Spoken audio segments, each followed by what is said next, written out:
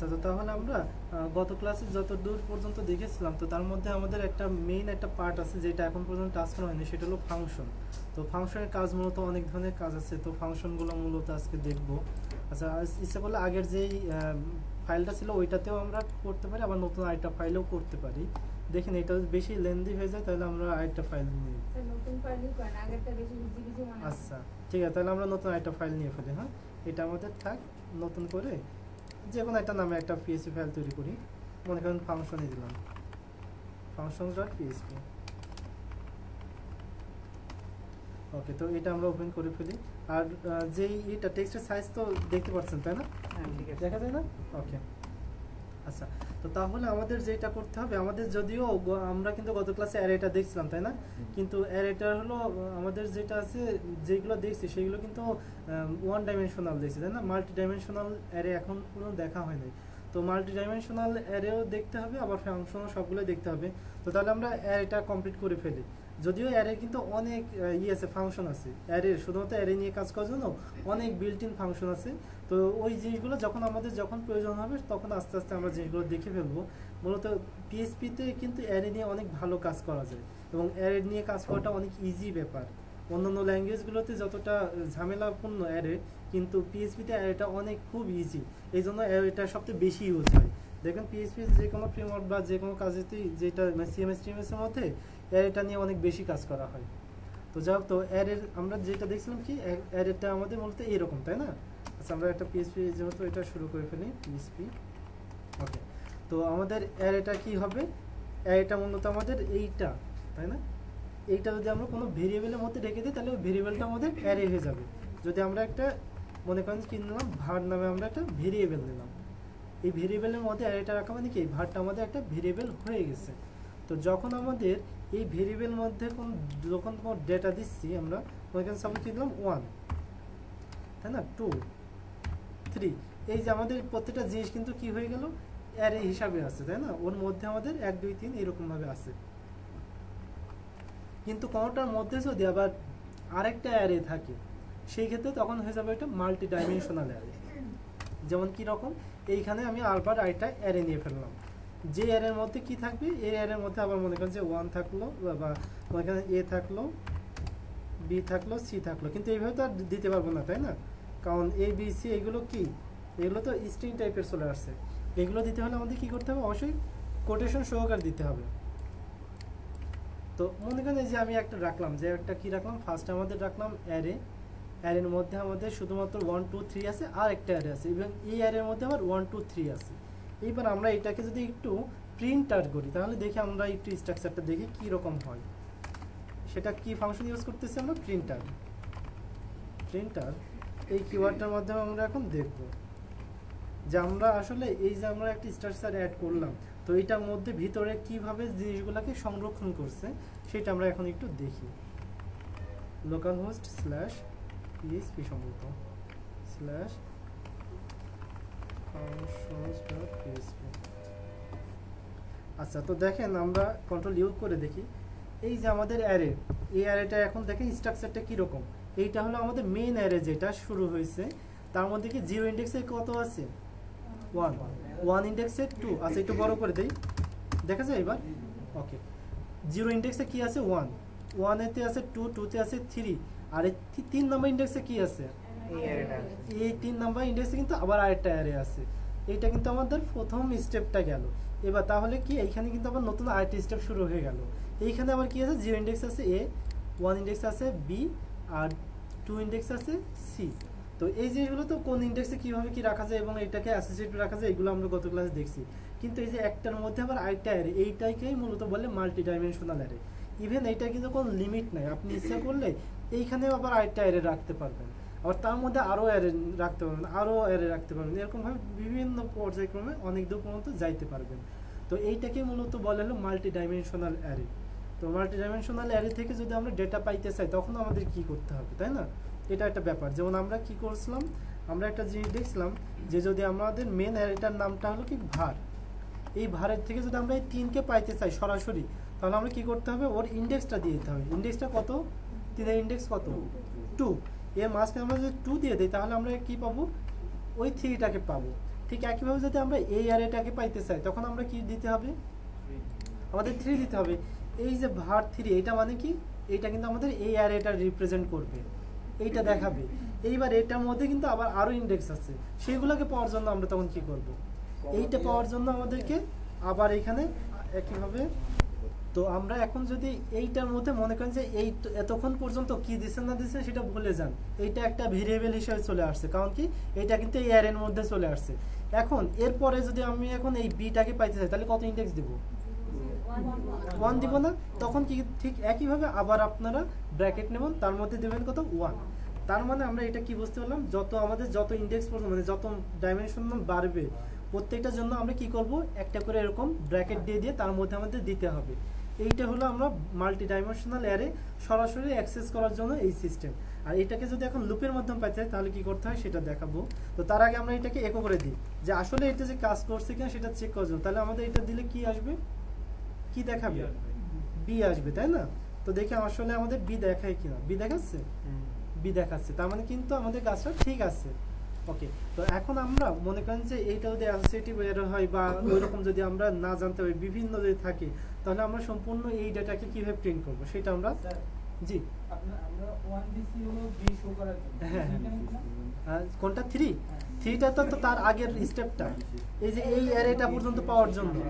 যেমন এটা আছে আমাদের কত 0 ইন্ডেক্সে, এটা ছিল 1 এ, এটা ছিল 2 তে, আর এইটা ছিল 3 তে। তাহলে এই যে আমরা কিন্তু এটার জন্য প্রথমে কিন্তু এই যে স্ট্রাকচারগুলো দেখাইছি, দেখেন এখানে এই অ্যারেটা কত নাম্বার ইন্ডেক্স আছে, 3 তে আছে। এই জন্য যখন 3 তে চলে গেলাম তখন আমাদের হাতে আরেকটা অ্যারে চলে আসলো, তখন এই অ্যারের মধ্যে থেকে আবার এই ডেটাটা পাওয়ার জন্য আমরা 1 দিলাম।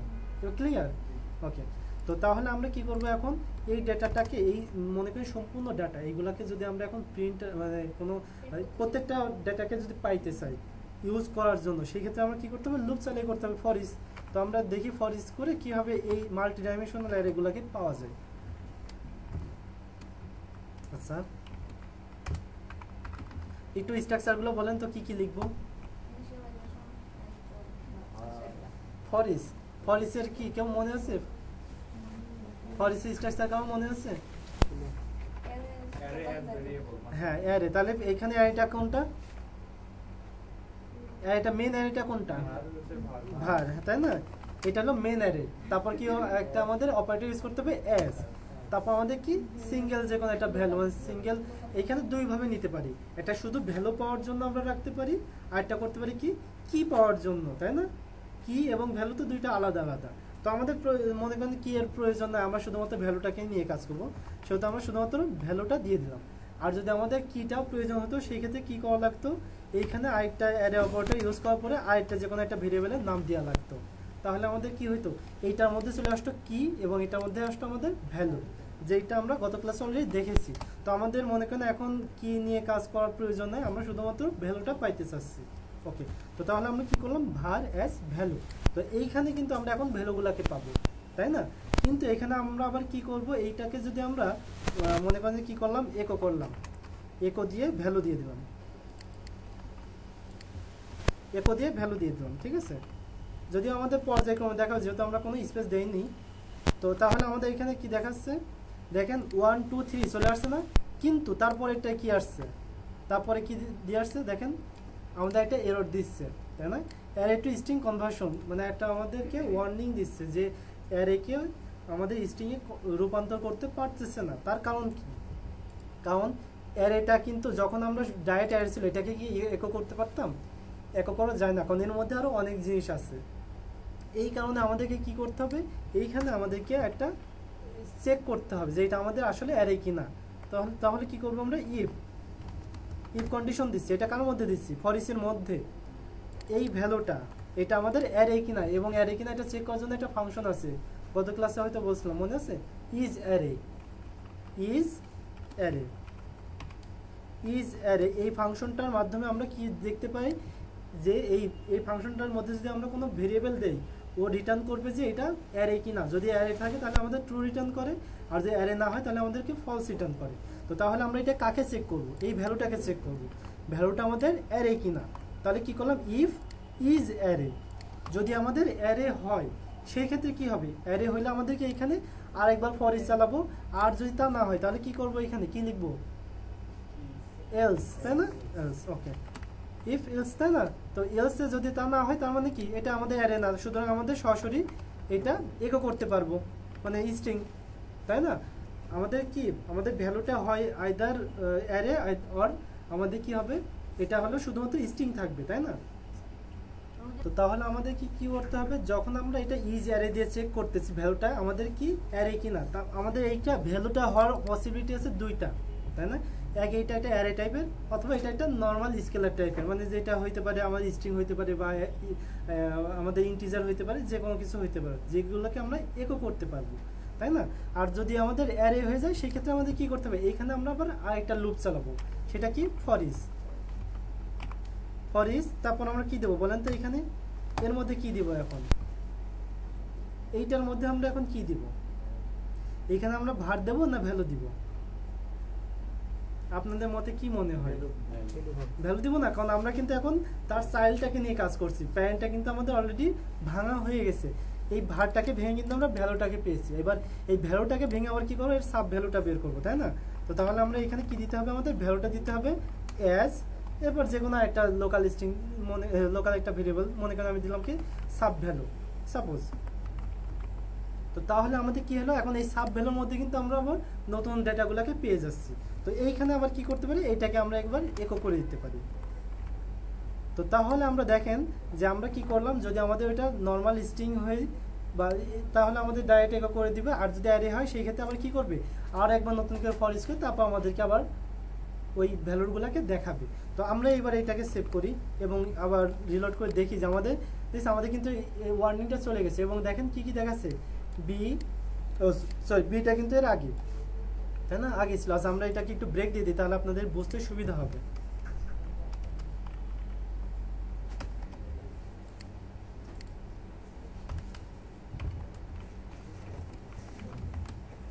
ওকে, তো তাহলে এখন আমরা আবার রিলোড করি, তাহলে কি দেখতে পাচ্ছি 1 2 3 ABC, বুঝতে পারছেন। এবার আমরা একটু স্ট্রাকচারটা একটু উল্টো পাল্টা করে দিয়ে দেখি যে আমাদের আসলে অন্যভাবে থাকলেও কাজ করে কিনা। ওইখানে আমরা প্রথমেও একটা অ্যারে দিয়ে ফেলি, এখানে আমরা 1 এর পরিবর্তে কি দিয়ে দিলাম, অ্যারে দিয়ে দিলাম, এবং অ্যারের মধ্যে আমরা আবার এখানে কি লিখলাম, মনে করলাম লিখলাম যে 1 2 3। ওকে, আমরা জাস্ট এরকম দিলাম যে দেখি যে আসলে আমাদের যেরকম ভাবে হোক কাজটা করে কিনা। তো আমরা এটাকে আবার রিলোড করি, তো দেখেন আমাদের কি দেখা যাচ্ছে 1 2 3, আবার তারপর 2 3, তারপর কি আবার A B C, প্রত্যেকটা জিনিস কিন্তু আমরা দেখাইতে পারতেছি। এখন কথা যদি আমাদের এর মধ্যে যদি আবার অ্যারে হয় সেই ক্ষেত্রে কি করবেন, তাই না। এর ক্ষেত্রে অ্যারে হলে আমাকে কি করতে হবে, ওই অ্যারের মধ্যে আবার নতুন করে চেক করতে হবে যে এইটাও আবার আমাদের অ্যারে কিনা। এইভাবে পর্যায়ক্রমে আপনারা মানে চালাই যাইতে পারবেন। তো যাই হোক, আমাদের এতটা প্রয়োজন হয় না, কারণ আপনি যখন করবেন সেটা আপনি জানেন যে এটা কয় স্টেপ পর্যন্ত আছে, হয় আমাদের 2 স্টেপ অথবা 3 স্টেপ বা 4 স্টেপ, সেটা কিন্তু আপনার জানা, তাই না। স্ট্রাকচারটা কিন্তু একটা লিমিটের মধ্যেই থাকবে, সেহেতু আপনারা তখন কাজ করতে পারবেন, কিন্তু কিভাবে যে আপনি ভ্যালুটাকে পাবেন সেইটা দেখার একটা ব্যবস্থা করে দিলাম। আচ্ছা, তো তাহলে আমাদের অ্যারেটা মোটামুটি এইটুকু আমরা দেখলাম।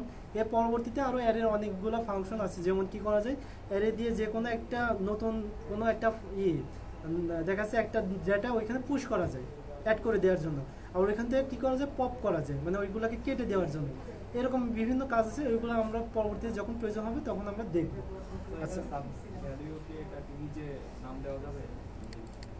হ্যাঁ হ্যাঁ, না এটা আপনি একদম ইচ্ছা মতো যে কোনো নাম দিতে পারবেন, এইখান থেকে শুরু করে শুধুমাত্র প্রথমটা হলো আপনার ফিক্সড, তারপর এগুলো আপনার ইচ্ছা মতো। যেমন এখানে ভ্যালুর পরিবর্তে যদি আপনি আপনার নামটা দিতেন সেক্ষেত্রে কী হতো, ওই নামটাই কাজ করবে, একক সময় ওই নামটাকেই দিতে হবে। আবার সেই এইখানে যেটা দিবেন সেইটাই কিন্তু ইজারে দিয়ে চেক করতে হবে, আবার ওইটাকে আবার ফরিসের প্রথমটা হিসেবে সেটা চলে আসবে, তারপর এটা আবার নতুন করে আরেকজনের নাম দিতে পারবেন, এটা আপনি ইচ্ছা। ওকে, তো তাহলে এবার আমরা একটু কি দেখবো, ফাংশন দেখবো। আচ্ছা, একটু উপর উঠাই দিই, তাই না, অনেকের নিচে দেখতে কষ্ট হচ্ছে। আচ্ছা, এখন এখানে দেখতে পারবেন না সহজে। ওকে, তো তাহলে আমরা এখন কি দেখবো, এটা ফাংশন। তো ফাংশনটা আমাদের পিএইচপিতে আর কি অনেক একটা খুব ভালো একটা কি বলবো, মানে মনে করেন শুধুমাত্র পিএইচপি বলে না, যত প্রোগ্রামিং ল্যাঙ্গুয়েজ আছে প্রত্যেকটাতেই কিন্তু আপনার ফাংশন আছে, এবং ফাংশনটা দিয়েই মূলত সবগুলো কাজ করা হয়। প্রসিডিউরাল ওয়েতে যত করা হয়, মানে সফটওয়্যার তৈরি করা হয় সবগুলো কিন্তু ফাংশন ভিত্তিক। ফাংশনাল ভাবেই সবগুলো কাজগুলো করা হয়ে থাকে। আচ্ছা, তো যাই হোক, তাহলে আমরা কি করব, ফাংশনটা আমাদের একটা স্ট্রাকচারটা আছে, তাই না? যেহেতু আমরা প্রত্যেকটা দেখছি যে ফর একটা স্ট্রাকচার আছে, হোয়াইলের একটা স্ট্রাকচার আছে, সেরকম কি আছে, ফাংশনের একটা স্ট্রাকচার আছে। সেই ফাংশন স্ট্রাকচারটা কি সেটা আমরা দেখব। ফাংশন, তারপর কি একটা নেম, তারপর আমাদের কি হবে একটা প্যারেনথেসিস, এবং তারপর আমাদের এর মধ্যে থাকবে কি বডি। তো একটা ফাংশন, তারপর হলো ফাংশন নেম। ফাংশন এটা হলো আমাদের কিওয়ার্ড, এটা ফিক্সড। তারপর কি একটা ফাংশন নাম দিতে হবে, ফাংশন নেম, সেটা আপনি যে কোনো কিছু দিতে পারেন। তারপর কি অবশ্যই একটা প্যারেনথেসিস দিতে হবে, এবং তারপর কি আমাদের বডি পার্টটা শুরু হবে। এইটা হলো আমাদের মেন যে স্ট্রাকচার, এইটা। ওকে, তো তাহলে আমরা অলরেডি বুঝতে পারলাম যে ফাংশনটা স্ট্রাকচার কীরকম। আর ফাংশনটা যদি আমাদের কল করতে হয় তাহলে কি করতে হবে, এই যে ফাংশন যে নেমটা ছিল এই নেমটাকে দিতে হবে, এবং সাথে কি করতে হবে, প্যারেনথেসিসটা সহকারে দিতে হবে। এটা হলো আমাদের কল করার জন্য। তাহলে আমাদের ওইটা কি, এইটা আমরা করলাম যখন ডিক্লেয়ার কীভাবে করতে হয়, ডিফাইন কীভাবে করতে হয় সেটা, আর কোন কীভাবে কল করতে হয় সেটার জায়গায় আমরা এইটাকে ইউজ করব। তো তাহলে আমরা এবার সরাসরি এক্সাম্পল আকারে দেখি। তো মনে করেন আমরা একটা ফাংশন তৈরি করব, ফাংশনটার নাম কি হবে? জি বলেন। হ্যাঁ, হইতে পারে। তো ফাংশন মনে করেন যে কোনো একটা নাম দিলাম, যে সাপোজ আমরা অ্যাড দিলাম, অ্যাড করার জন্য একটা ফাংশন তৈরি করতেছি, ঠিক আছে? এটা কাজ কি করবে, যে আমরা অ্যাড করব। তো এইবার আমাদের চলে আসতেছে যে আমাদের ফাংশনের প্রকারভেদ। ফাংশন কয়েক ধরনের ফাংশন আছে, যেটা কি আমাদের ফাংশন কোনো প্যারামিটার নিতে পারবে। প্যারামিটার বলতে কি, আর্গুমেন্ট নেওয়া, প্যারামিটার ঠিক না, আর্গুমেন্ট নিতে পারবে। তার মানে আপনি ওই ফাংশনের মধ্যে কোনো ভ্যালু অ্যাড করতে পারবেন, বা আপনি এটা প্রত্যেকবারে নতুন নতুন ভ্যালু অ্যাড করতে পারবেন। ওইটা কোনো ডিফাইন করা বাদে, ডিক্লেয়ার করা বাদে আপনি ওইখানে কোনো ডেটা আপনি পুশ করতে পারবেন। সেইটা হলো এক ধরনের ফাংশন। সেটার কাজ কি, সেটা হলো আমাদেরকে এখানে প্যারামিটার নিতে হয় এবং ইউজ করার সময় আমাদের আর্গুমেন্ট পাস করতে হয়। এইটা হলো এক ধরনেরটা। আর এটা কি, কোনো আপনার ওইখানে কোনো আর্গুমেন্ট দিতে পারবেন না, ওইখানে দিলে কোনো কাজ করবে মানে দেওয়ার কোনো অপশন থাকবে না। এইটা এক ধরনের ফাংশন। আর একটা কি আছে, যখন আপনি এখানে কিছু কাজগুলোর পরে ওইটাকে রিটার্ন করতে চাচ্ছেন, এই ধরনের একটা ফাংশন আছে। আরেকটা আছে কি, সরাসরি এটা আউটপুট দিয়ে দিবে, যা হবে সেটা আউটপুট দিয়ে দিবে, এটা হলো রিটার্ন করবে। তাহলে আমরা এইটার কাজের নামের সাথে মিল আছে। যেমন কি একটা আছে হলো উইথ রিটার্ন নো আর্গুমেন্ট, মানে রিটার্ন করবে কোনো আর্গুমেন্ট নিবে না। এইটা এক ধরনের উইথ রিটার্ন উইথ আর্গুমেন্ট, মানে রিটার্নও করবে আবার সাথে আর্গুমেন্টও নিবে। আবার একটা কি আছে, নো রিটার্ন উইথ আর্গুমেন্ট, মানে কোনো রিটার্ন করবে না কিন্তু আর্গুমেন্ট নিবে। আর একটা নো রিটার্ন নো আর্গুমেন্ট, মানে কোনো রিটার্নও করবে না আবার আর্গুমেন্টও নিবে না। এই হলো আমাদের টোটাল 4 ধরনের। তো যাক, নামগুলো মুখস্থ করার কোনো প্রয়োজন নাই, আপনি কাজগুলো জানলেই হবে যে কোনটা আসলে কিভাবে কাজ করে। তো আমরা প্রত্যেকটা জিনিসই দেখবো। তো ফার্স্টে আমরা শুরু করবো নো রিটার্ন নো আর্গুমেন্ট, কোনো কিছু রিটার্নও করবে না, কোনো কিছু আর্গুমেন্টও নিবে না, ঠিক আছে? তো সেটা কি রকম, যে আমরা সাপোজ এখানে দিয়ে দিলাম একো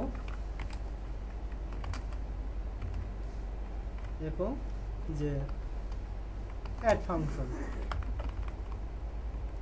জাস্ট আমরা কি করলাম, একো অ্যাড ফাংশন করলাম। তো আমরা কিন্তু কি এটা ডিফাইন করছি, তাই না? তো এটাতে কি আমাদের কোনো পরিবর্তন আসবে? কি দেখাচ্ছে দেখি, কয় নম্বর লাইন? 40 নম্বর। ও আচ্ছা, এটা আমরা ক্লোজ করি নাই, স্টেটমেন্ট ক্লোজ করি না, এই জন্য আমাদের প্রবলেম দিচ্ছে। ওকে, তো আমরা আবার দেখি। তো আমাদের কি কোনো পরিবর্তন আসছে? এখানে আসেনি, কারণ কি আমরা ডিফাইন করলে কিন্তু কোনো যায় আসে না। ওইটা যতক্ষণ না পর্যন্ত আমাদের কল করা হবে ততক্ষণ না পর্যন্ত আমাদের কোনো কাজ করবে না। তো তাহলে আমরা কোথায় কল করবো? সাপোজ আমরা এখানে কল করতে পারি। কল করার জন্য কি করতে হবে আমাদেরকে? ফাংশন নেম এবং তারপর প্যারেনথেসিস, এবার আমাদের ক্লোজ করে দিতে হবে। তো এখন যদি আমরা রিলোড করি, এখন কি দেখতে পাবো? কিছু দেখতে পাবো? তো দেখেন আমাদের কি চলে আসছে, অ্যাড ফাংশন লেখাটা দেখাই দিচ্ছে, তাই না? এটা দেখেন আমরা কিন্তু এখানে কোনো আর্গুমেন্ট পাস করি নাই, তাই না? আমরা কিন্তু কিছু ইউজ করছি, যখন কল করছি কিছু আমরা ওখানে লিখি নাই। আবার কি করতেছে না, এটা কিন্তু কিছু রিটার্নও করতেছে না, ও কিন্তু সরাসরি আমাদেরকে আউটপুট দিয়ে দিচ্ছে, তাই না? এটা কিন্তু কিছু রিটার্ন করতেছে না। রিটার্ন করা বলতে কি, আপনি যখন এটাকে কোনো ভেরিয়েবলের মধ্যে জমা রাখবেন, মনে করেন কোনো একটা ভেরিয়েবল দিয়ে দিলেন, যে মনে করেন সাপোজ এটা কি করলাম, টেস্ট ইকুয়াল অ্যাড রাখলাম। এইবার আচ্ছা জাস্ট এইটুকু রাখলাম, দেখছেন এটা কিন্তু অটোমেটিক্যালি হয়ে গেছে, ও কিন্তু আউটপুট দিয়ে দিচ্ছে। এবার দেখি টেস্টের মধ্যে কিছু আছে কিনা।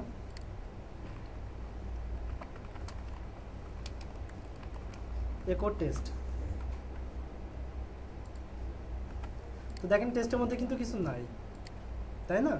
আমরা তার মানে এটা কি বুঝতে পারতেছি যে আমাদের যদি কোনো রিটার্ন যদি না করা হয় তাহলে ওইটা কোনো কিছুর মধ্যে আমরা সংরক্ষণ করতে পারি না। ওইটা কি হয়, ও সরাসরি ওইখানে আউটপুট দিয়ে দেয়। ওইটাকে যে আমরা স্টোর করে রাখবো কোথাও, সেরকম আমাদের কোনো সিস্টেম থাকে না।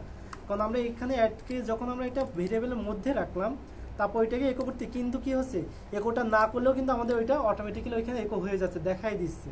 কারণ যখন আমরা কোনো একটা ফাংশনের মধ্যে ওইটাকে, কোনো একটা ভেরিয়েবলের মধ্যে এটা রাখতে যাচ্ছি, তখন কিন্তু ওইটা একবার এক্সিকিউট হচ্ছে। আর এক্সিকিউট হওয়ার সাথে সাথে কিন্তু আমাদেরকে একটা কি দিয়ে দিচ্ছে, একো করে ফেলতেছে, তাই না? কিন্তু ওইটা যে আমাদের এই টেস্টের মধ্যে সংরক্ষণ হবে সেরকম কিছু দিচ্ছে না, এর মধ্যে আমাদের সেরকম কিছু রিটার্ন করতেছে না। এই জন্য আমাদের টেস্ট কিন্তু ব্ল্যাঙ্ক থেকে যাচ্ছে। তো সুতরাং আমাদেরকে এই নো রিটার্ন নো আর্গুমেন্ট বা নো রিটার্ন, এক কথায় রিটার্ন করবে না ফাংশনটা, এরকম আমাদের খুব একটা প্রয়োজন হয় না। আমাদের সব জায়গায় বেশিরভাগই কি প্রয়োজন হয়, আমাদেরকে কিছু একটা রিটার্ন করবে, যাতে আমরা ওইটাকে কি করতে পারি, কোথাও একটা জায়গায় আমরা স্টোর করে রেখে ওইটার সাথে কিছু ক্যালকুলেশন করতে পারি, তাই না? আমরা যেমন এইখানে কিন্তু এই অ্যাড এর সাথে দেখা যাচ্ছে 2 যোগ করে আমরা কিছু প্রিন্ট করবো, সেটা করতে পারবো না, তাই না? যেমন আমরা কি করব, সাপোজ আমরা এইটার সাথে যে আমরা কিছু একটা যে প্রিন্ট করে দেবো, যোগ করব বা এরকম, কিন্তু আমাদের কাজ করা যাবে না। +5 দেখি তো আমাদের হয় কিনা। সাপোজ অ্যাড +5 দিলাম, তো আমাদের কি কিছু দেখাবে? আমাদের কিন্তু কিছু দেখাচ্ছে না, কারণ আমাদের কি এরকম কোনো অপশন নাই, ওর মধ্যে কোনো ভ্যালু নাই, ও যা আছে সব আমাদের আউটপুটে দিয়ে দিচ্ছে। আচ্ছা, তো যাও, তাহলে আমরা বুঝতে পারলাম কি, এইটা গেল আমাদের নো রিটার্ন নো আর্গুমেন্ট। আচ্ছা, নামগুলো ওই রকম ভাবে দিলে মনে হয় ভালো হয়, তাই না?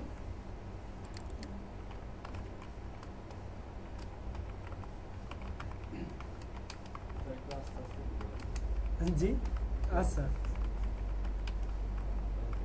নো রিটার্ন নো আর্গুমেন্ট আমি নাম দিয়ে দিলাম, জাস্ট বোঝার ক্ষেত্রে যে এইটা হলো নো রিটার্ন নো আর্গুমেন্টের এক্সাম্পল। আচ্ছা, তো এইবার আমরা কি করব, আমাদের কিন্তু কিছু রিটার্ন করবে না। আমরা এই আবারও আরেকটা জিনিস দেখবো, সেটা কি করবে, সেটা no return with argument.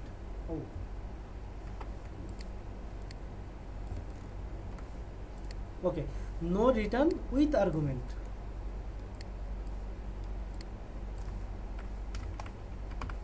No return with argument, তার মানে কি, আমাদের কিছু রিটার্ন করবে না, তবে আমরা আর্গুমেন্ট দিতে পারবো। ঠিক আছে, আর্গুমেন্ট দিতে পারবো। তো আর্গুমেন্ট জিনিসটা কি, সেটা একটা বিষয়, তাই না? তো আর্গুমেন্ট বিষয় হলো আপনি ওই ফাংশনের মধ্যে কিছু একটা দিতে পারেন, কিছু একটা পুশ করতে পারবেন। যেমন আমরা কি ফাংশনের অঙ্ক করছি না 9-8 এ থাকতে, এফএক্স এর অঙ্ক করছি না 3.7 বা এরকম অধ্যায়ের দিকে একটা ছিল অঙ্কগুলো। তো এফএক্স এর কাজগুলো কি ছিল, ওর মধ্যে কিন্তু আমরা যে কোনো একটা ভ্যালুকে নিয়ে ওইটাকে কাজ করতে পারতাম, তাই না? ওই এফএক্স এর মধ্যে যেটা দিতাম সেইটা সাপেক্ষে কিন্তু আমাদের কাজ করা হতো।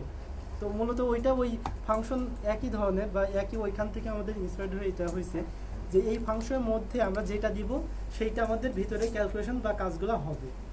তো সেটা কি হবে, আমি সাপোজ এইখানে দিচ্ছি যে কি নিব, তাহলে আমাদেরকে এইখানে আবার বলে দিতে হবে, যেহেতু আমরা দিব, তাই না, কিছু একটা দিব, তাহলে আমাকে বলে দিতে হবে যে কি দিবা, তাই না? যেমন আমাদের কি লেখা থাকে যে মসজিদে যে দাম বক্স থাকে না, দাম বক্সে কি কেউ কি চিঠি দেয়, ওইখানে কিন্তু কি টাকা দিতে হবে বা এরকম অর্থ কোনো একটা জিনিস দিতে হবে, সেটাই বোঝায়, তাই না? তো ঠিক একইভাবে আবার যখন কি আছে, যে এটা হলো ডাকঘরের যে পোস্ট অফিস বা যেই বক্সগুলো থেকে, ওইগুলো কিন্তু চিঠি দেয়, ওইখানে কিন্তু কেউ টাকা ঢোকায় দেয় না, তাই না?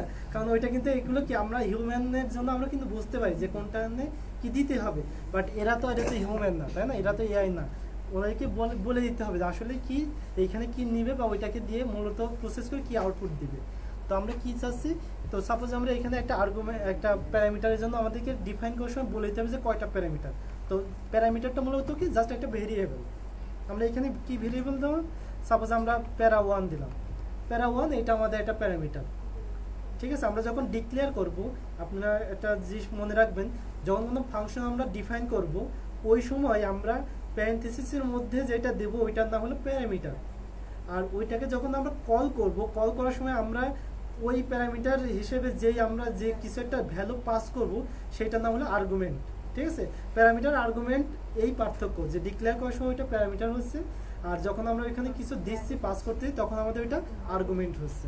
ওকে, তো তাহলে আমরা কি হলো দেখেন, এইখানে আমরা প্যারা1 দিলাম, তার মানে কি এখানে একটা প্যারামিটার দিতে পারবে। ঠিক আছে, একটা প্যারামিটার দিতে পারবো, আর আমরা ওইটাকে কি করব, একক করে দিলাম, একক করে দিব ওই কোন কাকে, ওইটাকেই, যেটা দিব সেইটা আমাদেরকে একক করে দিব। ঠিক আছে, তো তার মানে আমাদের কিন্তু এটা একক ফাংশনের মতো হয়ে গেল, তাই না? একক মধ্যে যেমন আমরা যা দিই সেটা দেখাই, তাই না? এইটাও মূলত তাই করবে। তো তাহলে আমরা এটা এবার একটু এক্সাম্পল দেখি। তো এইটা যখন দেখব, এইটা দেখতে হলে তাহলে আমাদের কি করতে হবে, এখানে অবশ্যই কিছু একটা দিতে হবে, তাই না? তো কি দিব, মনে করেন দিলাম যে কি দিব বলেন তো? আচ্ছা আমরা দিলাম যে এইটাই লিখে দিই, ঠিক আছে, এইটুকু লিখে দিলাম। তো দেখি আমাদের এটা দেখাই কিনা। তো তার আগে একটা কাজ করি, আমরা এখানে ব্রেক দিয়ে দেই।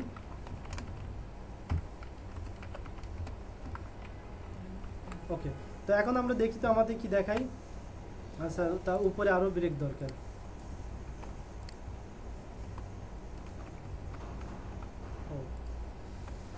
আচ্ছা তো দেখেন এটা কি no return no argument function, এটা উপরটা ছিল, আর নো রিটার্ন উইথ আর্গুমেন্ট, আর এই ফাংশনটা আমার কোথা থেকে আসছে? ও এইটা ফাংশন। আচ্ছা ফাংশনটা কেটে দিই। ওকে, তো তাহলে আমাদের কি গেল, ওইটা ছিল উপরেরটা, আর আমরা এটা কি নতুন নো রিটার্ন উইথ আর্গুমেন্ট, এটা আমরা যা লিখছি তাই দেখাচ্ছে, তাই না? আমরা এখানে আর অন্য কিছু লিখি টেস্ট, তাহলে আমাদের ওখানে কি দেখাবে, টেস্ট দেখাবে না? টেস্ট দেখাচ্ছে, যা লিখছি সেইটা দেখাচ্ছে। তার কারণ কি, আমরা এখানে যেটা নিছি সেইটাকে কি করে দিছি, একও করে দিছি। এখন যদি এখানে আমরা কেউ না দেই তাহলে কি হবে, তাহলে কি কিছু হবে? হ্যাঁ, এটা ওয়ার্নিং দিবে। দেখেন আমাদের কি বলছে, ওয়ার্নিং দিছে মিসিং আর্গুমেন্ট 1, আমাদের 1 নাম্বার আর্গুমেন্টটা মিসিং আছে, মানে ওইখানে কিছু নাই, তার মানে ওইখানে কি কিছু একটা দিতে বলতেছে। আরেকটা কি দেওয়া আছে, আরেকটা আছে আমাদের 46 নাম্বার লাইনে আনডিফাইন্ড ভেরিয়েবল, আমরা যেটাকে করতে একক করতেছি ওইটা কি আমরা ওইটা ভিতরে একক করে দিছি না ফাংশনের মধ্যে, কিন্তু ওইটা কি ওই ভেরিয়েবলটা আসলে নাই, কারণ আমরা তো কোনো প্যারামিটার পাস করি না, এই জন্য আমাদের কি ওই ভেরিয়েবলটা পাচ্ছে না, এবং বলে দিচ্ছে যে আনডিফাইন্ড ভেরিয়েবল। তো এই কাজে এই ক্ষেত্রে আমাদের পরিত্রাণ পাওয়ার উপায়টা কি, তাই না? আপনি যদি মনে করেন যে না আমি এরকম প্যারামিটার দিতে চাইবো কি, তবে এটা মানে অক্সিলারি দিলেও হবে না দিলেও হবে, সেই ক্ষেত্রে আমাদেরকে একটা কাজ করতে হবে। তো আমরা একটা কাজ করি, এই প্যারামিটার 1 যেরকম আছে এখানে আমরা প্যারামিটার 2 দিই, আরেকটা মনে করেন কি করলাম, প্যারামিটার 2 দিলাম, যে আমাদের এটা দেখার জন্য যে আমাদের দ্বিতীয় প্যারামিটারটা আমাদের কিভাবে কাজ করে। তো আমরা ঠিক একইভাবে যেরকম আমাদের প্যারা 1 ছিল ওইটার সাথে আমরা মনে করেন কনক্যাট করে দেবো, কনক্যাট করবো কোনটাকে, প্যারামিটার 2টাকে। তাহলে কি করতে হবে আমাদেরকে, এখানে প্যারামিটার 2টা দিয়ে দিতে হবে না? তাহলে এটাতে কি মূলত কি কাজ করতে, দেখেন প্যারা 1 এবং প্যারা 2 পরপর দুইটা একসাথে দেখাই দিবে। তো এইবার আমরা যদি কিছু একটা দেখি, আমাদের এইবার কি দেখায় দেখেন, এবার কিন্তু আমাদেরকে দুইটা করে মিসিং দেখাচ্ছে, যে আমাদের এইটাও নাই এইটাও নাই। এইবার আমরা একটা কিছু দেই, দিলাম কি 1 লিখলাম, তাহলে আমাদের কি দেখাবে, সেকেন্ড প্যারামিটারটা আমাদের আনডিফাইন্ড আছে। তো আপনি যদি মনে করেন যে না আমাদের কি সেকেন্ড প্যারামিটারটা অক্সিলারি বা কি বলে ওইটাকে, এরকম একটা ভালো নাম আছে না, অপশনাল, গুড, সেটা কি অপশনাল, যে আমাদের একটা দিলেও হবে না দিলেও হবে। তো সেটা আমরা কি করব, তাহলে আমাদেরকে এইখানেই ইকুয়াল দিয়ে আমাদেরকে বলে দিতে হবে কিছু একটা। এটা কি করে দিলাম, প্যারা ইকুয়াল, আমাদের কিছুই না, আমরা জাস্ট একটা স্ট্রিং বলে দিলাম। তার মানে কি এইটা আমাদেরকে একটা ডিফল্ট ভ্যালু দিয়ে দিচ্ছি, সেট করে দিচ্ছি। যদি আমাদেরকে কোনো প্যারামিটার নাও, কোনো আর্গুমেন্ট নাও দেয়, তাহলে আমাদের কি দেখাবে, এইটুকু দেখাবে। তার মানে আমাদের কিন্তু এটা আনডিফাইন্ড আর দেখাবে না। তো সেই ক্ষেত্রে দেখেন আমরা কিন্তু আর দ্বিতীয় প্যারামিটার দিই নাই, তো আমাদেরকে কি দেখায় এখন, আর কোনো আছে, কোনো এরর আছে, কোনো এরর কিন্তু দেখাচ্ছে না। তার কারণ কি, হ্যাঁ আমি যদি এখানে সেকেন্ডের প্যারামিটার দিয়ে দিই, হ্যাঁ তাহলে কি হ্যাঁ সেটা দেখাবে। দেখেন এইবার এইটাই তো অক্সিলারির কাজটাই তো এরকম, মানে অপশনালটার কাজই ওইরকম। আমরা যদি এখন আবার দ্বিতীয় প্যারামিটার হিসেবে কি দিব, 2 দিলাম, এখন দেখেন ঠিকই কিন্তু 2টা আবার দেখাবে, 1 2 2টা দেখাচ্ছে। তার মানে কি আমাদের ওইটা ইনিশিয়াল ভাবে 2তে একটা ভ্যালু সেট করে দিচ্ছে, সেটা কি মানে জাস্ট স্ট্রিং, একটা ফাঁকি স্ট্রিং। কিন্তু ওইটাকে যখন কোনো আমরা ভ্যালু পাস করতে, ওইটা কিন্তু আবার ওভাররাইড করে কি করতে, ওই যে প্যারামিটারটা যে আর্গুমেন্টটা দিচ্ছে সেটা আমাদেরকে ভ্যালুটা সেট করে ফেলতেছে। এই কারণে কি দেখাচ্ছে এখন 1 2 দুইটাই দেখাচ্ছে। আচ্ছা, তো তাহলে আমরা মূলত দেখতে পেলাম যে এরকম যে নো রিটার্ন উইথ আর্গুমেন্ট কীরকম জিনিস। এবার ঠিক একইভাবে তাহলে আমরা এবার দেখব যে আমাদের কি উইথ রিটার্ন নো আর্গুমেন্ট এবং উইথ রিটার্ন উইথ আর্গুমেন্ট। তো এই জিনিসটা দেখেন ঠিক একই জিনিস, জাস্ট হালকা একটু পার্থক্য। সেই পার্থক্যটা কি, আমরা উপরে যেটা নিয়েছিলাম ঠিক ওইটা মনে করেন আবার কপি করলাম, তার উপরে আমরা এটাকে একো করে দিই আরেকটা, যাতে আমাদের ব্রেক হয়ে যায়। ওকে, তো আমাদের কি হবে এখন, উইথ রিটার্ন নো আর্গুমেন্ট।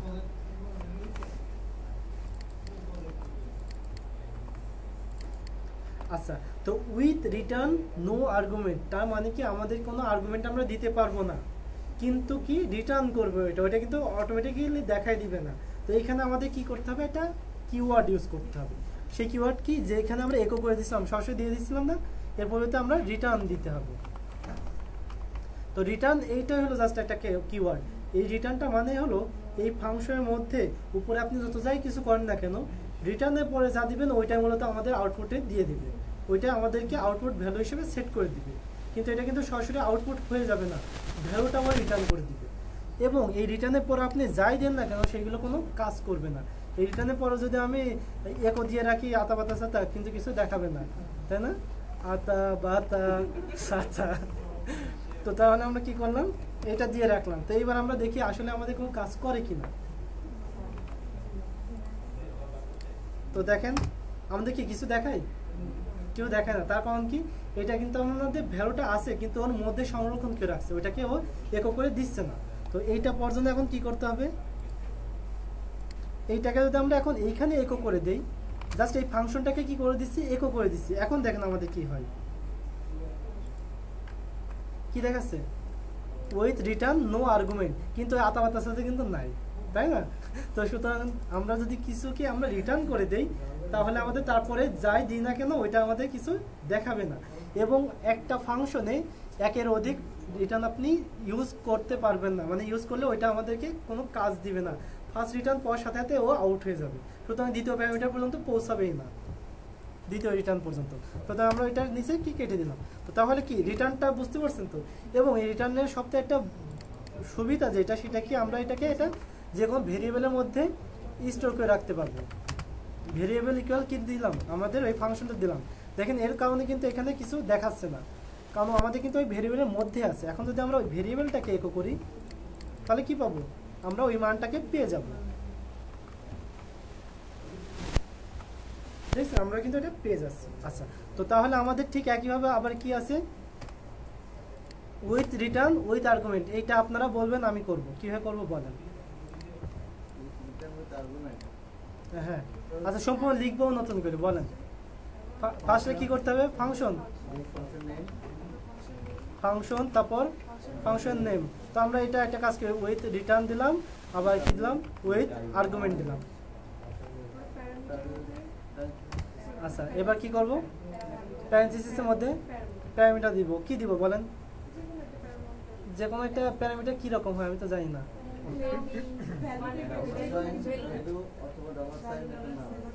অবশ্যই ডলার সাইন দিয়ে যে কোনো একটা নাম, মানে যে কোনো একটা ভেরিয়েবলের নাম দিতে হবে। সাপোজ আমরা দিলাম ভ্যালু, ঠিক আছে? তাহলে কি আমাদের প্যারামিটার দেওয়া হয়ে গেল।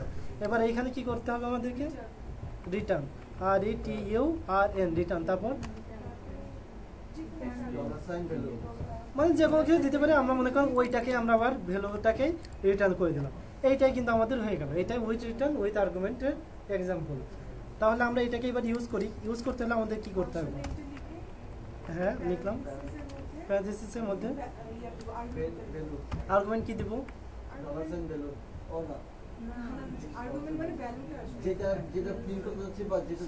আচ্ছা মনে করেন প্রিন্ট দিলাম।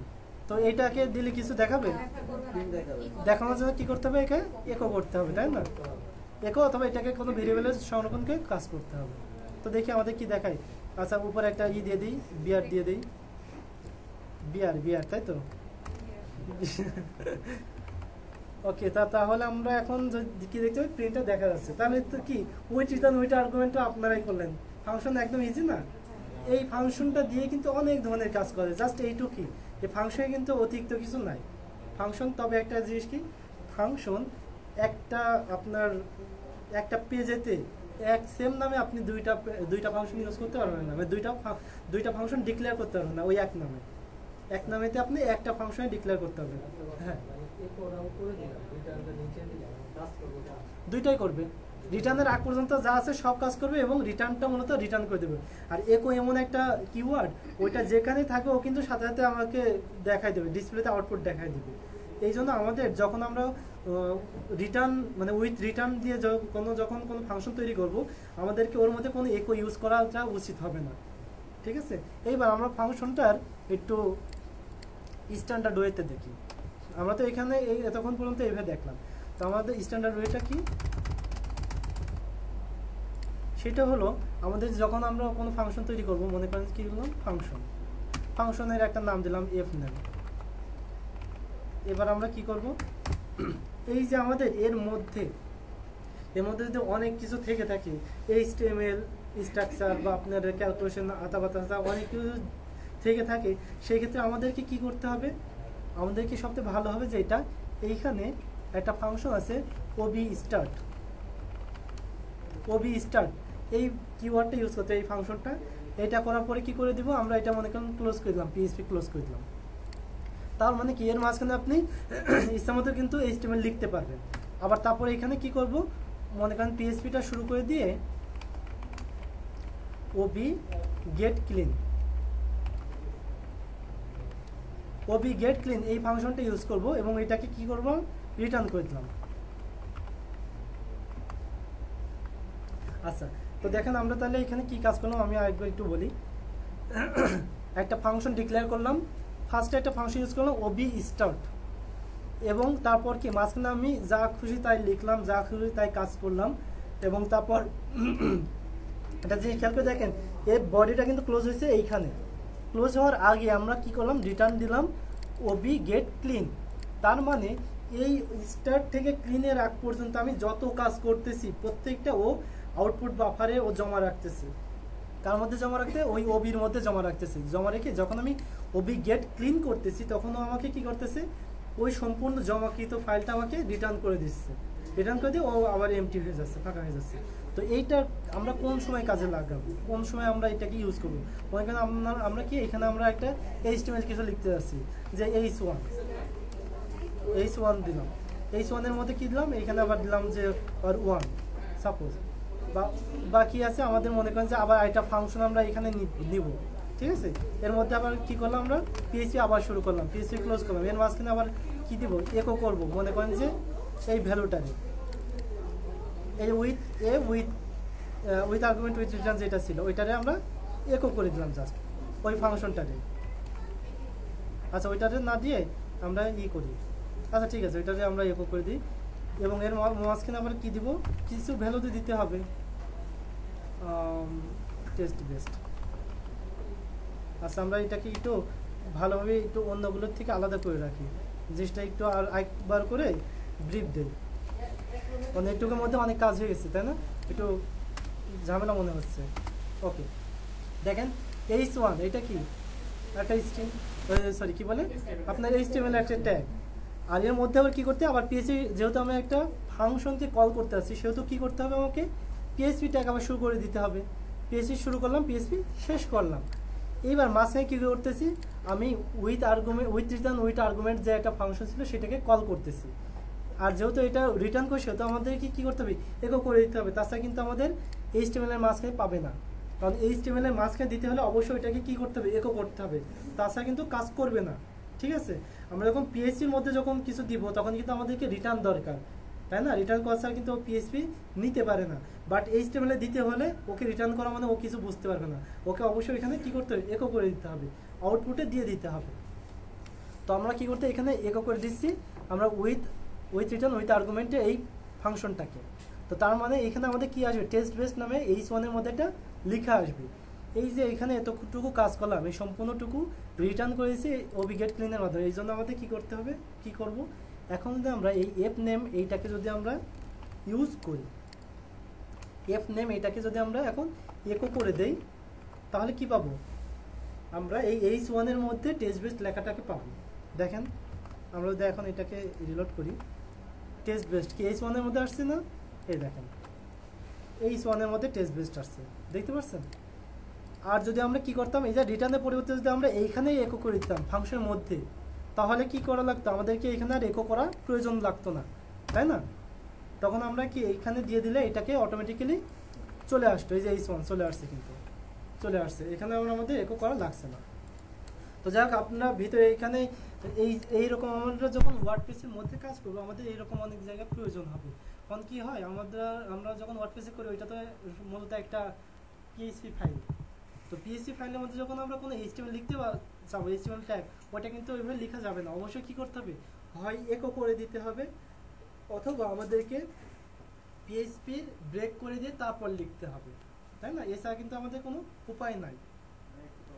হ্যাঁ, আমি যদি ওবি স্টার্টটা যদি ইউজ না করি তাহলে কোনো প্রবলেম আছে কি? ওবি স্টার্ট না করলে আপনি ওবি গেট ক্লিনও করতে পারবেন না। না, আমি জাস্ট এসটিএমএল কোডিংটা শো করে দিলাম। ও হ্যাঁ, না হবে হবে, কাজ হবে, সমস্যা নেই। তবে এটা কি হবে, এটাকে আপনি রিটার্ন করার কোনো সুযোগ পাবেন না যদি আপনি এটাকে ওবি স্টার্টটাকে না করেন। তার মানে কি, আপনি এখানে ওবি গেট ক্লিনও দিচ্ছেন না, তাই না? তার মানে কি, এটা কিন্তু আপনি আর রিটার্ন করতে পারবেন, এটা সবসময় আপনার সরাসরি আউটপুটে চলে যাবে। দেখেন, আমরা কিন্তু এখানে কোনো একও করি নাই, কিছু রিটার্নও করছি না, তাই না? কিন্তু আমাদের এই যে এইটার মধ্যে আছে না, এই H1, এই কারণে কি হবে, এটা অটোমেটিক্যালি আউটপুটে চলে যাবে। এই দেখেন, আউটপুটে চলে আসছে, এটাকে আমরা কোনোভাবে থামাইতে পারবো না, বা ওইটাকে আমরা কোনো ভেরিয়েবলের মধ্যে আর সংরক্ষণ করতে পারবো না। আর ওবি গেট ক্লিন করলে আমাদের কি, ওইটাকে রিটার্নও করতে পারবো ইচ্ছা করলে, আবার ওইটাকে ইচ্ছা করলে একও করতে পারবো, আমাদের সুবিধা পাওয়া যাচ্ছে। এইটা হলো ব্যাপার। হ্যাঁ, ওই মানে আপনার এই ফাংশনের ওই যখন আমরা মূলত কোনো কাজ করব, যখন হলো মনে করেন পিএইচপি এবং এইচটিএমএল দুইটা একসাথে নিয়ে যখন কাজ করতে হবে, মনে করেন আপনার কি আছে, স্ট্রাকচার আছে, যে আমাদের সেকশন শুরু হলো, তারপর কন্টেইনার, রো, তারপর কলাম একটা, মানে কলাম 6, এর মধ্যে কি আছে, একটা হেডিং আছে, একটা ইমেজ আছে, একটা প্যারাগ্রাফ আছে। এই জিনিসটাকে কি করতে হবে, আপনার একটা ফাংশনের মধ্যে নিয়ে আসতে হবে। তো এই ক্ষেত্রে আপনি যদি ওইটাকে যদি এমনি ম্যানুয়ালি করতে চান, ওইখানে কিন্তু অনেক কষ্ট হয়ে যাবে। কারণ প্রত্যেকটাই কি করতে হবে, হয় আপনাকে প্রথমে একটা ভেরিয়েবলের মধ্যে প্রত্যেকটা জিনিসটাকে, প্রত্যেকটা লাইনটাকে সংরক্ষণ করতে হবে, তারপর ওইটাকে রিটার্ন করতে হবে, অর্থাৎ প্রত্যেকটাকে আমি ফার্স্টে একো একো করে করে আসতে হবে। তো এটা আপনি যখন ম্যানেজ করতে যাবেন, অনেক বড় লাইন হয়ে যাবে, তখন আপনার জন্য অনেক বিরক্তিকর হয়ে যাবে। ওইটা কোন জায়গায় শুরু করলেন, কোন জায়গায় শেষ করলেন, এটাকে আর ঠিক রাখা যায় না, মানে কষ্ট হয়ে যায়। এই সব ক্ষেত্রে আমাদের কি সুবিধা, যে ওবি গেট স্টার্ট করতে, ফার্স্টে ওবি স্টার্ট করতে হবে এবং রিটার্ন বা একো করার সময় ওবি গেট ক্লিন করে দিব, তাহলে এর মাঝখানে আমাদের যা থাকবে সব কিছুই কাজ করবে। তো এই হচ্ছে আমাদের ব্যাপার। মূলত ফাংশন হলো আমাদের মেন যে জিনিস, সেটা হলো এইটাই, যে আমরা এখানে করতে পারতেছি, আবার এখানে রিকো করতে হয়। তো এখন যদি আপনাদেরকে বলা হয় যে আমাকে এমন একটা ফাংশন বানাই দাও যেটা কি করবে, দুইটা প্যারামিটার নিতে পারবে, দুইটা আর্গুমেন্ট নিতে পারবে, মানে দুইটা প্যারামিটার সেট করে দিব, যেই দুইটার যোগফল দেখাবে, তাহলে আপনারা কি করবেন, করতে পারবেন না? এবং ওইটাকে রিটার্ন করে দিবে, দুইটা যোগফল আমাদেরকে রিটার্ন করবে। তাহলে আমরা কি করব বলেন তো একটু। ওকে, ফাংশন, ওইখানে ফাংশন নেম দিলাম অ্যাড। ওকে, তারপর কি করব, প্যারামিটার কি কি নিব, আচ্ছা মনে করলাম এ কমা বি, আচ্ছা এই যে করছি, তারপর কি করব,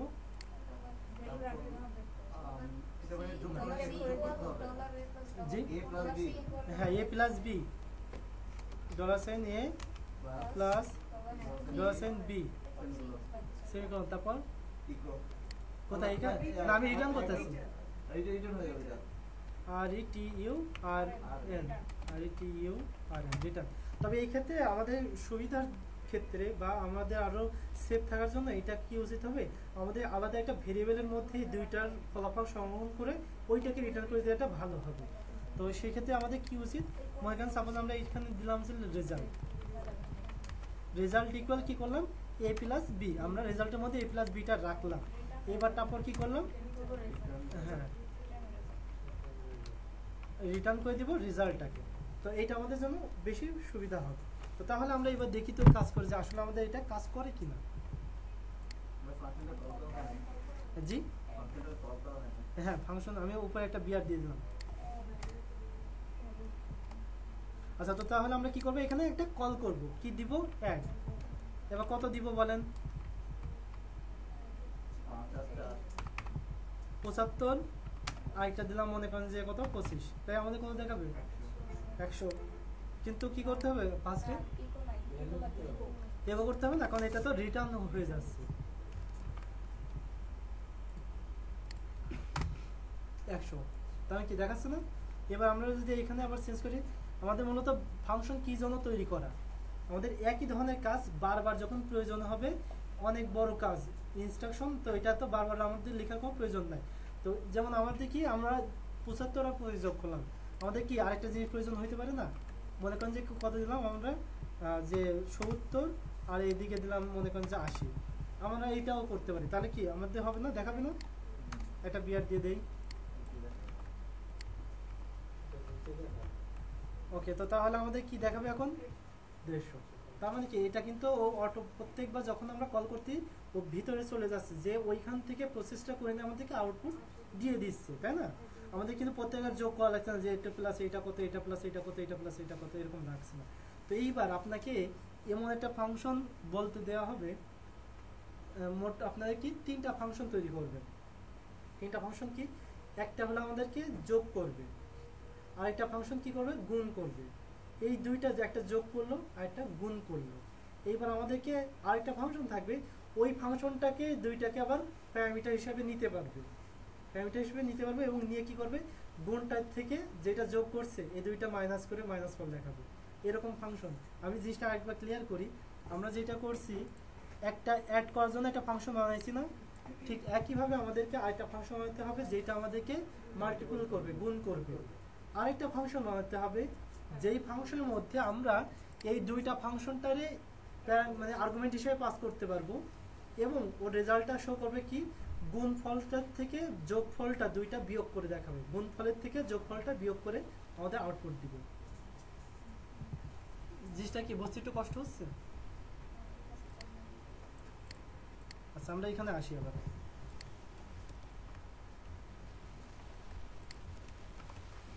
ওকে, তো তাহলে আমরা দেখেন যেহেতু আমরা বলছি কি এই প্যারামিটার এই ফাংশনটাকে আমরা আর্গুমেন্ট হিসাবে পাস করতে হবে, তার মানে এখানে কিন্তু কোনো ক্রমে ওইটাকে আমরা রিটার্ন ছাড়া দিতে পারবো না, তাই না। যেহেতু আমাদের আর্গুমেন্ট হিসেবে আমরা পাস করবো, সেহেতু আমরা যদি ওইটাকে একো করে দেই ওইখানে কিন্তু একো হয়ে যাবে, সুতরাং আমাদের কি করতে হবে এটাকে রিটার্ন করতে হবে যাতে আমরা ওইখানে প্যারামিটারটা হিসেবে পাস করতে পারি। তো সুতরাং আমরা কি করব ফাংশনে অ্যাড নিলাম, এটা মাল্টি নিলাম এবং এটাকেও কি করতে হবে, এটাকেও কিন্তু আমাদের রিটার্ন করে দিতে হবে, সেরকমভাবে করতে হবে। ওকে, তো আমরা একটা কাজ করি, এইটুকুই কপি করলাম। এবার চেঞ্জগুলো কি করবো বলেন তো, প্লাস্টারে স্টার দিয়ে দিতে হবে, তাই না। আর এখানে কি দিতে হবে, এ আর বি যেটা ছিল সেটাই, তাই না। এ আর বি, একটা জিনিস খেয়াল রাখবেন, এই এ এবং বি এই দুইটা কিন্তু লোকাল ভেরিয়েবল, এইটা যদি আপনি উপরে যাই দিয়ে কোথাও ডিফাইন করা থাকুক বা না থাকুক এইটার সাথে কোনো যায় আসে না। আপনাদের উপরে 10 100 দিয়েও রাখেন, তারপরেও এই ফাংশন ডিফাইন করার সময় যে নাম্বারটা এসেছেন এটার সাথে ওইটা কোনো সময় কনফ্লিক্ট খাবে না, এটাকে বলে ভেরিয়েবল স্কোপিং। এই বিষয়গুলো আস্তে আস্তে সামনে চলে আসবে, যে আমরা এইখানে দেখেন একই ভেরিয়েবল উপরে যদি আমরা এটাকে যদি অ্যাড করা থাকে, মনে করেন এ ইকুয়াল কি দিয়ে রাখলাম 100, এই 100-র জন্য যে আমরা এখানে এ দিচ্ছি এটা কোনো কনফ্লিক্ট করবে না, ওই ভ্যালুটা এখানে পাবেই না। আপনি মূলত এটাই বলতেছেন যে তাই না, আগে আমাদের দিয়ে রাখতে হবে, কিন্তু তার না, এইটা হলো আমাদের গ্লোবাল ভেরিয়েবল এবং এটা আমাদেরকে লোকাল ভেরিয়েবল। তো দুইটা কি দুই রকম, লোকালটা শুধুমাত্র ওই ফাংশনের মধ্যেই কাজ করবে, ওইটা কিন্তু বাইরে আর করবে না। যেমন আমরা এই রেজাল্টটারে যদি বাইরে কেউ করি পাবে না, রেজাল্টটা শুধুমাত্র ওই ফাংশনের মধ্যেই বিদ্যমান। এদের কি এক একটা বাউন্ডারি দিয়ে দেওয়ার মতো, যে যেমন কি যারা কয়েদি না কি বলে মানে জেল হাজতে যারা থাকে তারা কি ওই বাউন্ডারিতে বেরিয়ে হতে পারে, তাই কিন্তু ওইটুকুর মধ্যেই সীমাবদ্ধ, তাই না। আর যারা বাইরে আছে তারা কি, যারা গ্লোবাল মূলত মানে পুলিশরা, তারা কি বাইরেও যাইতে পারতে ভিতরেও যাইতে পারতে, তাই না। ঠিক একইভাবে এইটা আমরা বাইরেও ইউজ করতে পারবো, আবার ইচ্ছা হলে ফাংশন ভিতরেও ইউজ করতে পারবো, তবে সেই সময় আমাদের কি করতে হয়, আবার একটা কিওয়ার্ড ইউজ করতে হয়, গ্লোবাল করে নিয়ে আসতে হয়। তো যা হোক, তো তাহলে আমরা কি করলাম, এটা মাল্টিপল করার জন্য একটা ফাংশন তৈরি করলাম, যেখানে এ গুণ বি এটা রেজাল্টের মধ্যে রাখলাম এবং রিটার্ন করে দিলাম ওই রেজাল্টটারে। এইবার আরেকটা ফাংশন তৈরি করতে হবে, সেটা কি ফাংশন যেটা আমাদেরকে মূলত বিয়োগ করবে, তাই না। গুণটা থেকে মানে যেটা প্রথমে দেবো সেটাতে দ্বিতীয়টা বিয়োগ করবে। তো তাহলে আমরা কি করব, ফাংশন মনে করেন আমরা দিলাম হলো সাবস্ট্রাকচার, তো সাবস দিয়ে রাখলাম। তো এর মধ্যে কি করবে, এইখানে আমাদের কিন্তু কয়টা থাকবে, দুইটা প্যারামিটার থাকবে না, এ এবং বি থাকবে। এবং আমাদের কি করবে, ঠিক একইভাবে আমাদের কিন্তু এইখানেও ওই একই কাজ করবে, শুধুমাত্র এখানে কি হবে, মাইনাস হবে, মাইনাস হবে না। এবং আমরা এইটাকে যখন ইউজ করব তখন আমরা কি করব দেখেন, একো সাব সাব দিলাম। এইবার আমরা কি করব বলছি, প্রথমটা আমরা মাল্টিপল যেটা সেটা ইউজ করব। তো তার মানে আমাদের কি করতে হবে, এখানে মাল্টি ফাংশনটাকে এখানে ইউজ করতে হবে, মাল্টি। এবং মাল্টির মধ্যে আমরা কি দিব এখন, মনে করলাম যে 5 দিলাম, আরেকটা দিলাম হলো 3, তাহলে কত হয়ে গেল 15। এইটা হলো কোনটা গেল, প্রথম প্যারামিটার গেল, ভালোভাবে খেয়াল করে দেখেন, এইটা কিন্তু প্রথম আর্গুমেন্ট। এবার আমরা দ্বিতীয় আর্গুমেন্ট হিসেবে কোনটা দিতে আসি, যোগফল যেটা ছিল অ্যাড। এবং অ্যাডকে দিলাম, যেটা কি দিব, মনে করেন যে আমরা দিলাম হলো কত 10, আর একটা দিলাম হলো 2 সাপোজ। তাহলে আমাদের কত হলো, এখানে ছিল 15, এখানে হলো 12, 15তে 12 বাদ দিলে কত হয় 3। সেইটা আমাদেরকে দেখানো উচিত, তাই তো। তো দেখি আসলে আমাদেরকে 3 দেখায় কি না, 3 দেখাইছে, মজা না। তো তার মানে এখানে কিন্তু আমরা আরেকটা জিনিস দেখে ফেলতে পারলাম যে একটা ফাংশনের আর্গুমেন্ট হিসেবে অন্য ফাংশনও আমরা ইউজ করতে পারি না। এই দেখেন, এই যে এই এই সাবেস, এইটার মধ্যে কিন্তু আমরা আবার কি আরো দুইটা ফাংশন ইউজ করতেছি। তো তাহলে আমরা দেখলাম যে তখন আমরা যে ফাংশনগুলোকে ডিক্লেয়ার করলাম এবং সেইগুলোতে কিভাবে আর্গুমেন্টগুলো পাস করতে পারি, কিভাবে আমরা পাইতে পারি, কিভাবে ইকো করা যায় বা কিভাবে রিটার্ন করে দেখা যায়, এই জিনিসগুলো। তো এখন একটা জিনিস করি আমরা, যে এই ফাংশনগুলোরে মনে করেন যে একটা আলাদা ফাংশন একটা পিএসসি ফাইলে থাকবে, আপনার অনেক ফাংশন থাকতে পারে, কিন্তু ওই ফাংশনগুলো মনে করেন আপনি একটা পেজেতে কল করবেন, কিন্তু ওই পেজেতে যদি আপনি ডিফাইন করেন উপরে, তাহলে তো সেক্ষেত্রে তো অনেক বড় ব্যাপার, তাই না। বা আপনি একটা ফাংশন অনেকগুলো পেজে কল করার প্রয়োজন হইতে পারে, তাই না। আমরা যেহেতু কাজটাকে কমানোর জন্য, কোডটা যাতে বারবার রিডান্ডেন্ট না হয়, এই জন্য কিন্তু আমরা ফাংশনটাকে বানাচ্ছি, যে একখানে বানিয়ে রাখবো, এটাকে বারবার ইউজ করব। কিন্তু সেই রকমভাবে প্রত্যেক পেজে যদি আবার আপনাদেরকে যদি ফাংশন তৈরি করতে হয়, তাহলে তো সেটা কোনো মানেই হয় না।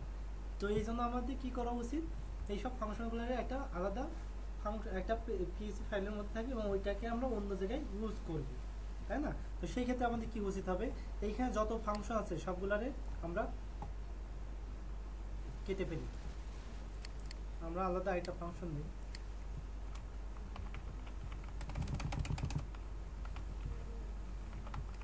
include.php নাম দিলাম, হ্যাঁ।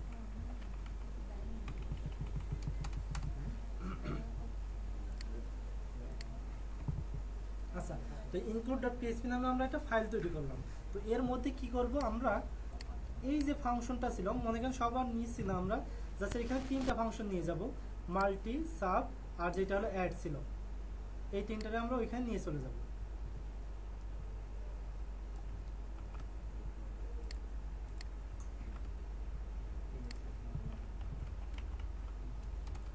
ওকে, এবং আমরা এইগুলাকে কেটে দেই, এবং আমরা কি করব, এইখান থেকে যে নিচের যে 2টা ছিল এই 2টাও কেটে দিই, জাস্ট কেটে দিলাম। এবার আমরা একটা জিনিস দেখব, এখানে কিন্তু দেখেন যে অ্যাড, এটা কিন্তু আমরা কাটি নাই, ঠিক আছে। এবার আমরা কি করলাম, ফাংশন অ্যাড, মাল্টি আর সাব, এখানে আবার একটাও আছে, এই ফাংশনটারে আমরা ইনক্লুড করব। কোথায় ইনক্লুড করব, সাপোজ আমরা এখানে ইনক্লুড করব। তো ইনক্লুড করা মানে কি, আমরা সিএসএস এর মধ্যে আপনারা ইম্পোর্ট করছেন না, ইম্পোর্ট, তো ইম্পোর্টের কাজ কি, ওই আলাদা সিএসএস টাইলে ওই সিএসএস এর মধ্যে নিয়ে চলে আসা, তাই না। তো ঠিক একইভাবে আমরা পিএসএস যখন করবো, এটার নাম হলো ইনক্লুড করব। তো ইনক্লুড কয়েকভাবে করা যায়, ইনক্লুড ওয়ান্স করা যায়, আবার রিকোয়ার ওয়ান্স করা যায়। তো আমরা সবগুলো আস্তে আস্তে দেখি, সেটা কি ইনক্লুড নামে আমরা একটা কিওয়ার্ড ইউজ করলাম। তারপর আমাদের কি বলে দিতে হবে, কোন ফাইলটা আমরা ইনক্লুড করব। এখানে আপনারা হিসেবে প্যারেন্থেসিস ইউজ করতে পারি, প্যারেন্থেসিস বাদেও দিতে পারি, দুইটাই ভাবে করা যায়, কোনো সমস্যা হবে না। ওকে, তো আমরা এখানে কি দিব, আমরা তাহলে আমরা এই যে include.php, এইটা, তাই না। তো সেহেতু তাহলে আমরা কি দিলাম ইনক্লুড ডট পিএসপি, এইটাকে আমরা এইখানে একো করব, মানে এইখানে নিয়ে চলে আসবো। তো তাহলে আমাদের এইখানে কিন্তু এই সাব এস এইটা কিন্তু আমাদের এই পেজের মধ্যে নাই। তো দেখি আমাদের কাজ করে কিনা, তবে এটা এরর দিবে। কি এরর দিচ্ছে দেখেন, রিডিক্লেয়ার অ্যাড। তার কারণ কি আমরা কিন্তু অ্যাডটারে বললাম না যে আমরা কিন্তু এই পেজেও রাখছি, এটা এই জন্য দেখালাম। আমরা বললাম না যে এক পেজেতে বা আপনার পিএসপি ফাংশনে ওই একটা অ্যাপ্লিকেশনের মধ্যে একই পেজে যদি দুইটা ডিফাইন হইতে পারবে না। যখন আমরা ইনক্লুড করতেছি তখন পর্যন্ত কিন্তু একটাই ছিল, কারণ অ্যাডটা কিন্তু একটাই ছিল, বাট ওইখানে আমরা কি করতে আবার ইনক্লুড করে নিয়ে আসতেছি ইনক্লুড ডট পিএসপিটারে। ওই ইনক্লুড ডট পিএসপিটারের মধ্যে কিন্তু আবার অ্যাডটা নতুন করে ডিফাইন করা আছে। তো দুইটা কিন্তু ডিক্লেয়ারকে একবারে করতে পারবে না, এক পেজের মধ্যে দুইটা ডিক্লেয়ার হয় না। এই জন্য কী দেখাচ্ছে, ক্যান নট রিডিক্লেয়ার অ্যাড। এইটা কি আছে, প্রিভিয়াসলি ডিক্লেয়ার্ড এত এত এত। অলরেডি আমাদের ফাংশন ডট পিএসপিতে 18 নম্বর লাইনে এটা ডিক্লেয়ার করা আছে, এইটা আমরা নতুন করে পুনরায় ডিক্লেয়ার করতে পারবো না। তো সেহেতু আমাদের এই জন্য কি করতে হবে, এইটাকে আমরা এটা এখান থেকে কেটে দিলাম। আমাদের যেহেতু উপরে আছে সেহেতু আমরা ওইটাকে ইউজ করলাম। তো তাহলে এখানে শুধু আছে মাল্টি আর সাব। এবার দেখি আমাদের কাজ হয় কিনা। তো দেখেন আমাদের কিন্তু এবার ঠিকই কাজ করতেছে, এবার কিন্তু এখন প্রবলেম নাই। তো এইবার একটা বিষয়, আমরা এখানে কি করছি, ইনক্লুড করছি তাই না? তো ভুল ক্রমে যদি আমরা ওইটাকে আবার ইনক্লুড করি তাহলে কি হবে দেখি, কি হয়, ফ্যাটাল এরর। কি রিডিক্লেয়ার মাল্টি, তার কারণ কি, যখন আমরা প্রথমে একবার মাল্টিটা ডিক্লেয়ার করছি মানে ইনক্লুড করছি ওই পেজের মধ্যে কিন্তু চলে আসছে, তারপর আবার যখন ইনক্লুড করছি তখন কি হচ্ছে, আবারও নিয়ে আসতেছে। তার মানে কি ওই জায়গায় আবার ডাবল হয়ে যাচ্ছে না? এই কারণে আমরা কি উচিত, ইনক্লুডের থেকে ইনক্লুড ওয়ান্সটা ইউজ করা আমাদের জন্য বেটার। তার মানে আমরা কি ইউজ করবো, ইনক্লুড আন্ডারস্কোর ওয়ান্স, এটাকে include underscore O N C once, include once. এবার এটারে ডাবল করলাম, আর জাস্ট আমরা আগে একবার রাখি, একবার রেখে দেখি আমাদের কাজটা ঠিক আছে কিনা।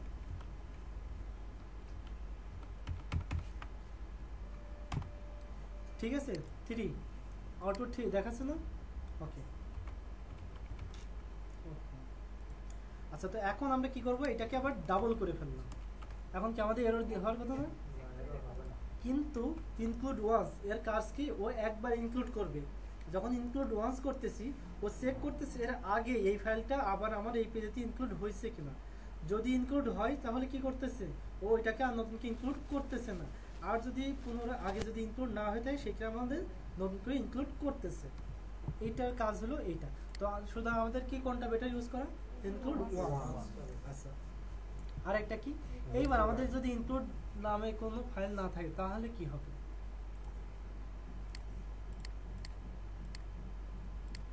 সাপোজ আমরা একটু ফাংশন নাম চেঞ্জ করে দেব যে এই নামের মধ্যে নাই। এখন দেখি আমাদের কি দেখায়, কি দেখাচ্ছে, ওয়ার্নিং দেখাচ্ছে যে আমাদের ইনক্লুড ওয়ান্স যেটা বলা হচ্ছে সেটা আমাদের নাই, তাই না? ইনক্লুড ওয়ান্সের মধ্যে আমরা যেটা বলছি সেটা আমাদের নাই। দেখেন আমাদের এখানে ওয়ার্নিং দিচ্ছে তাই না? তো আর একটা আছে ফ্যাটাল এরর আছে, এটা কিসের জন্য, কল টু আনডিফাইন্ড ফাংশন সাবএসটিআর। যে আমরা যে সাবএস নামে যে ফাংশনটা কল করছি এইটা আসলে আমাদের ডিফাইন নাই, তাই না? তো আমরা একটা কাজ করি, এটা কি উচিত, আমরা আপাতত এটাকে লাইনটা কমেন্ট করে রাখি আমরা এই ইনক্লুড এবং রিকোয়ারটা বোঝার জন্য। আচ্ছা, তো দেখেন আমাদের কি কোনো ফ্যাটাল এরর আছে, ফ্যাটাল এরর নাই। আর ফ্যাটাল এরর থাকার মানে ফ্যাটাল এরর না থাকার একটা সুবিধা হলো কি, এর পরের লাইনগুলো এক্সিকিউট করবে। যেমন আমি যদি এর পরে কিছু একটা লিখি যে একো টেস্ট, মানে টেস্ট বলতে আরও এর নিচে আরও অনেক কিছু আছে সেটা বোঝাইলাম। দেখেন আমাদের কিন্তু এই টেস্টটা দেখা যাচ্ছে, তাই না? আমরা এটা কি করছি, ইনক্লুড ওয়ান্স করছি, বাট ওই নামে কোনো ফাইল নাই। এইবার আমরা যদি এটাকে আবার আগের মতো করে ফেলি, ইনক্লুড, তাহলে তো আমাদের আবার ওইটা ঠিক হয়ে গেল। বাট এইখানে যদি আমরা রিকোয়ার করতাম তাহলে আমাদের কি হইতো, আচ্ছা এটাকেও আমরা মন করে রাখি।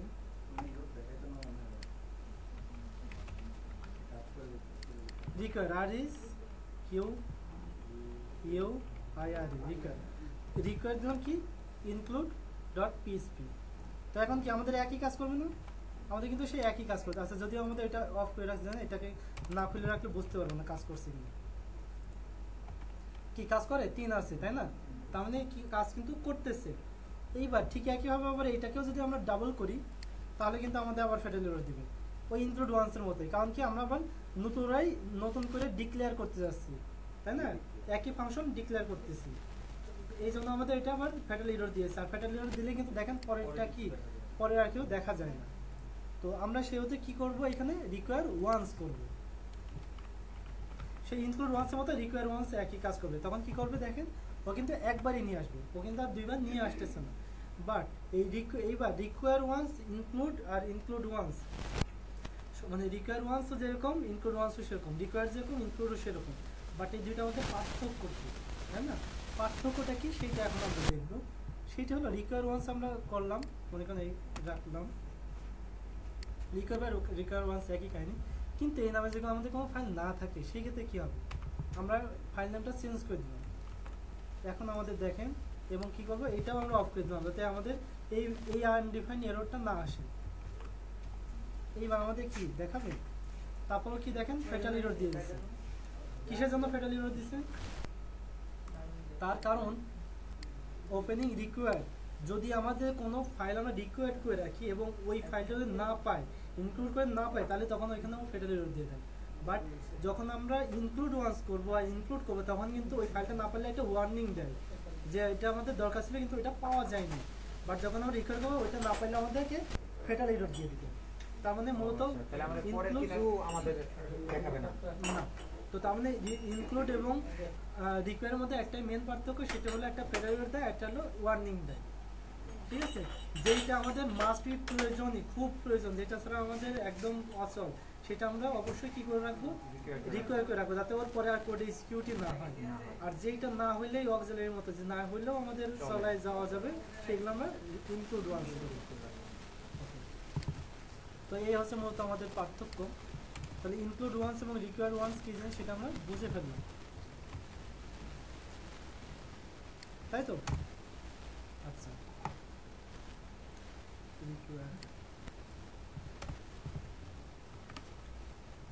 ইনক্লুড ওয়ান্স, রিকোয়ার ওয়ান্স, এই তিনটা মূলত একই ধরনের কাজ করে। তো তাহলে আমরা কিন্তু অ্যারেটা দেখছি, ভেরিয়েবল দেখছি, কন্ট্রোল স্ট্রাকচার দেখছি, এফএলস দেখছি, তাই না? এফএলস দেখছি না, নেস্টেড এফএলস দেখছি, তারপর আমরা লুপগুলো দেখছি, while loop, do while loop, for loop, for each loop. তারপর আমরা ফাংশনগুলো দেখলাম কতভাবে করা যায়, ফাংশন, তারপর ইনক্লুড ওয়ান্স, রিকোয়ার ওয়ান্স, এই জিনিসগুলো দেখলাম। এবার আমরা একটু অন্যদিকে যাবো, সেটা হলো কি ওপির দিকে হালকা একটু যাবো, কারণ আমাদের মূলত আমরা এটা আজকে যে বেসিক যে পিএইচপিটা এটা কমপ্লিট করে আবার আমরা ওয়ার্ডপ্রেসের দিকটাও কিন্তু যাবো, তবে আমাদেরকে একটু দেখতে হবে। আচ্ছা, তো বেসিক ওপিটা আমরা একটু দেখে নিই। ওপির কনসেপ্টটা মূলত কি সেটা আগে আপনাদেরকে জানতে হবে।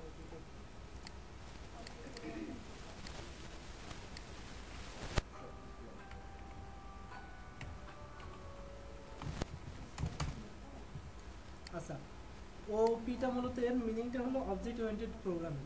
আর আমরা যে প্রোগ্রামিংগুলো করে থাকি সেটা সাধারণত দুই ধরনের, সেটা কি একটা প্রসিডিউরাল ওয়েতে, একটা হলো অবজেক্ট ওরিয়েন্টেডের সাপেক্ষে। তো যেইগুলো হলো আর কি প্রসিডিউরাল ওয়ে করা হয়, সেইগুলো আমরা কি করি, এই ফাংশনটাকে নিয়েই মূলত সব কাজ করা হয়। প্রত্যেকটা জিনিসটাকে আমরা একটা ফাংশন বানিয়ে ওই ফাংশনটাকে বারবার কল করি, বারবার ইউজ করা হয়। আর আমাদের অবজেক্ট ওরিয়েন্টেডে কী করা হয়, আমাদের ফাংশনও বারবার তৈরি করা লাগবে না, বা এতগুলো ফাংশন থাকবে না। আমাদের মেন জিনিস থাকবে, মেন রুট একটা জিনিস থাকবে, এবং ওইটার আমরা বিভিন্ন সময় বিভিন্নভাবে ইউজ করতে পারবো। মানে একটা ফাংশনটাকে আমরা বিভিন্নভাবে ইউজ করতে পারতেছি না, ভেতরের জিনিস কিন্তু আমরা ইন্টারনাল জিনিসগুলো আমরা চেঞ্জ করতে পারতেছি না, হ্যাঁ, যা আছে সেই রকমই। কিন্তু আমরা যদি একটা ক্লাস তৈরি করি, মানে আমরা অবজেক্টের থ্রুতে যদি কাজ করি, ওর ভিতরে স্ট্রাকচারগুলো আমরা নিয়ম অনুযায়ী এক রকম তৈরি করতে পারবো, এক এক রকম জিনিস আমরা সেট করে দিতে পারবো।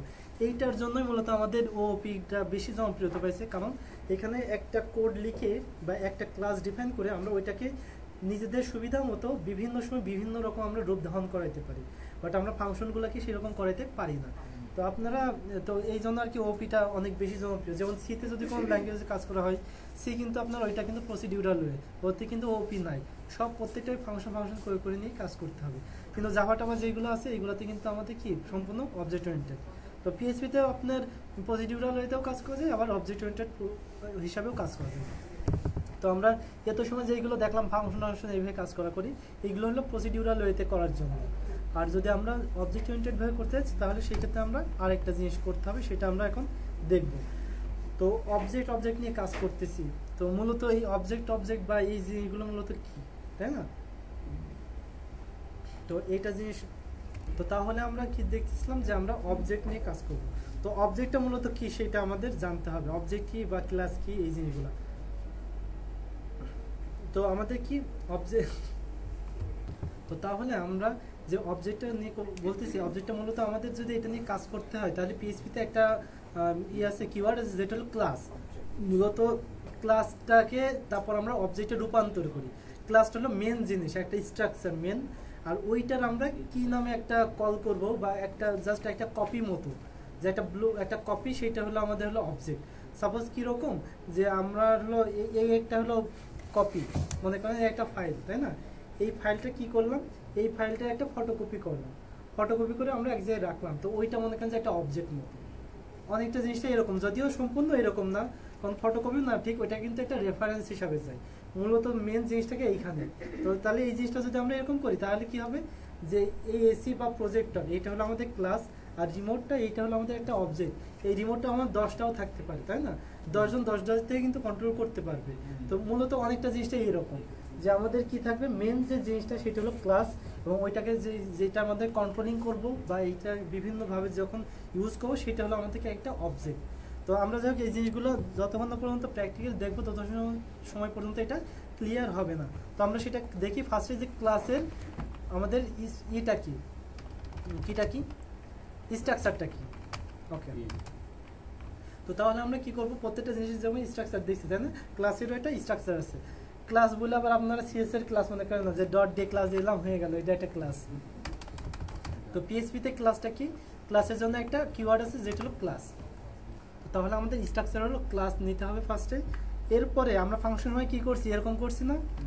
বাট এইখানে কি হবে, আমাদের এইটা থাকবে না, একটা নাম দিতে হবে। একটা ফাংশন যেরকম নাম দিতাম এইখানেও একটা নাম দিতে হবে। সেরকম কি নাম দিব, সাপোজ আমরা নাম দিলাম যে হলো স্টুডেন্ট নামে একটা ক্লাস দিলাম। তো তাহলে আমাদের কি হলো, একটা ক্লাস নিলাম যেটার নাম হলো স্টুডেন্ট। তবে এর দেখেন কোনো বডি নাই, সরি কি নাই, আমাদের কোনো এর হেড নাই, সরাসরি বডি। এইটাই মূলত হলো আমাদের ক্লাসের স্ট্রাকচার। তার মানে আমরা যদি এটাকে ভালোভাবে লিখি তাহলে কি হবে, ক্লাস নেম, আর এইখানে হলো বডি।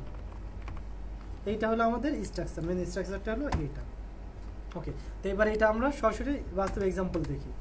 তো তাহলে আমরা কি করব, ক্লাস ফার্স্টে কিওয়ার্ড ইউজ করতে হবে কি ক্লাস, তারপর আমরা কি করব, ক্লাসে একটা নেম দিব। তো নেম দিলাম কি স্টুডেন্ট, এবং তারপর কি করব, আমরা সরাসরি বডিতে চলে যাব। এই আমাদের কিন্তু ক্লাস একটা তৈরি করা হয়ে গেল। জাস্ট এইটুকু আমাদের, এটা কি একটা ক্লাস, যে ক্লাসের নামটা হলো স্টুডেন্ট। আরেকটা জিনিস কি, ক্লাসের পরে প্রথম অক্ষরটা বড় হাতে দেওয়া, এটা হলো বেস্ট প্র্যাকটিস। ঠিক আছে, আমরা ক্লাসটা বোঝার ক্ষেত্রে বা ক্লাসটা মূলত এই জন্য দেওয়া হয় যে প্রথম অক্ষরটা বড় রাখা হয়। এটা আর কি, এটা হলো ক্লাসের স্ট্যান্ডার্ড হিসাবে ধরে রাখা। এটা যে ছোট হাতের দিলেও কিছু হবে তার কোনো মানে নাই, ছোট হাতেরও দিতে পারবেন, বড় হাতেরও দিতে পারবেন। তবে প্রথম অক্ষরটা বড় হাতের দেওয়াটা আর কি বেশি বেস্ট প্র্যাকটিস হবে। হ্যাঁ, করতে পারবেন, কোনো সমস্যা নেই, যে কোনো ধরনের দিতে পারেন, তবে প্রথম অক্ষরটা বড় হাতের রাখাটা ভালো। তো তাহলে কি করলাম, ক্লাস স্টুডেন্ট। এবার এর মধ্যে কি রাখলাম, মনে করেন সাপোজ একটা ভেরিয়েবল নিলাম যে কি স্টুডেন্ট নেম, স্টুডেন্ট নেম নিলাম। ঠিক আছে, এই যে ক্লাস নিলাম স্টুডেন্ট নেম, তার মানে জাস্ট একটা ভেরিয়েবল নিলাম। এই ভেরিয়েবলটাকে আবার কি দেখে মনে হচ্ছে জাভাস্ক্রিপ্টের ভেরিয়েবল, তাই না? কিন্তু আমরা ক্লাসের মধ্যে যদি আমরা স্ট্রিকভাবে রাখতে চাই সেই ক্ষেত্রে আবার এইভাবে নিতে হবে, ভাগ দিয়ে আমাদেরকে নিয়ে নিতে হবে, অথবা পাবলিক শেয়ার করে নিতে হবে। তো যাই হোক, আমরা এখন একটু দেখি আমাদের এটা কি অবস্থা, ওপিটা। হ্যাঁ, ভাগটা কাজ করছে, কিছুই নাই। তার কারণ কি, আমরা মূলত এটা কিন্তু কিছু করি নাই। কিন্তু আমরা এখন যদি এটাকে এরকম করতাম, একটা অবজেক্ট কীভাবে তৈরি করবো, তাই না? আমাদের তো একটা ক্লাস হয়ে গেছে, আমাদের ওইটা একটা ক্লাস, কিন্তু এই ক্লাস থেকে আমরা কী হবে, একটা অবজেক্টে তৈরি করবো।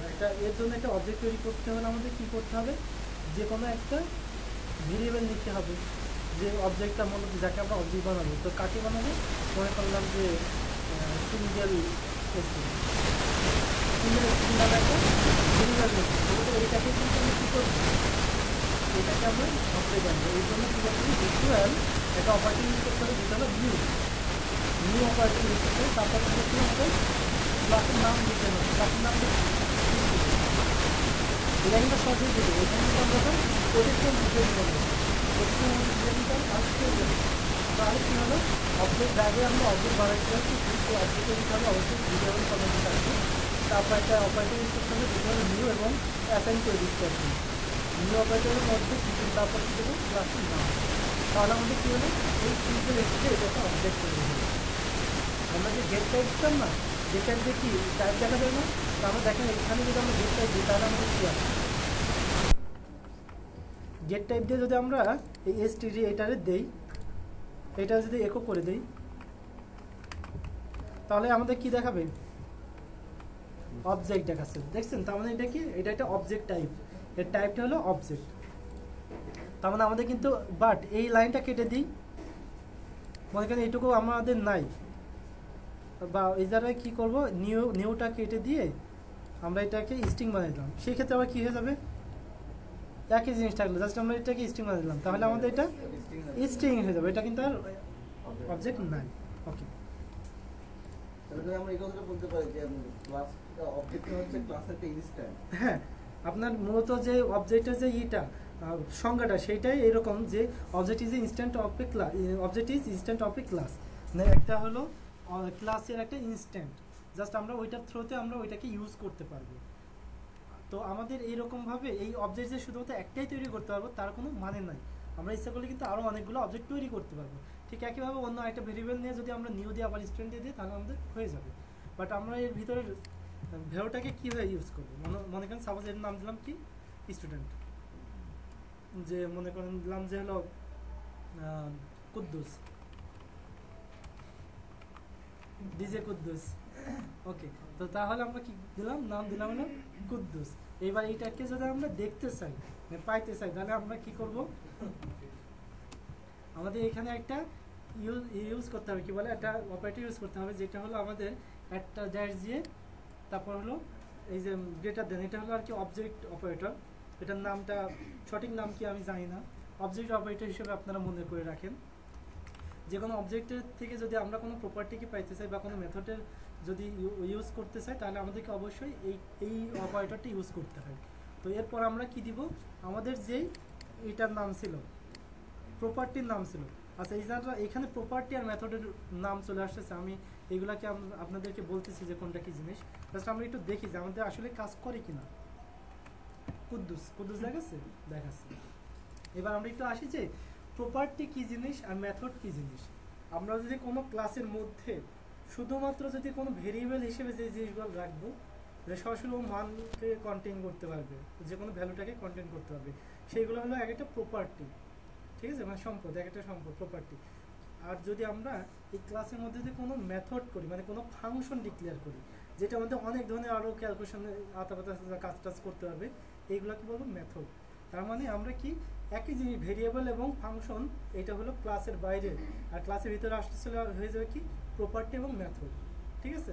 তো তার মানে কি, এটা যদি আমরা বাইরে ইউজ করতাম এটা কি হইতো, নাম ভেরিয়েবল, আর যখন আমরা ক্লাসের মধ্যে ইউজ করতে সেটা কি হয়ে যাচ্ছে, প্রপার্টি হয়ে যাচ্ছে।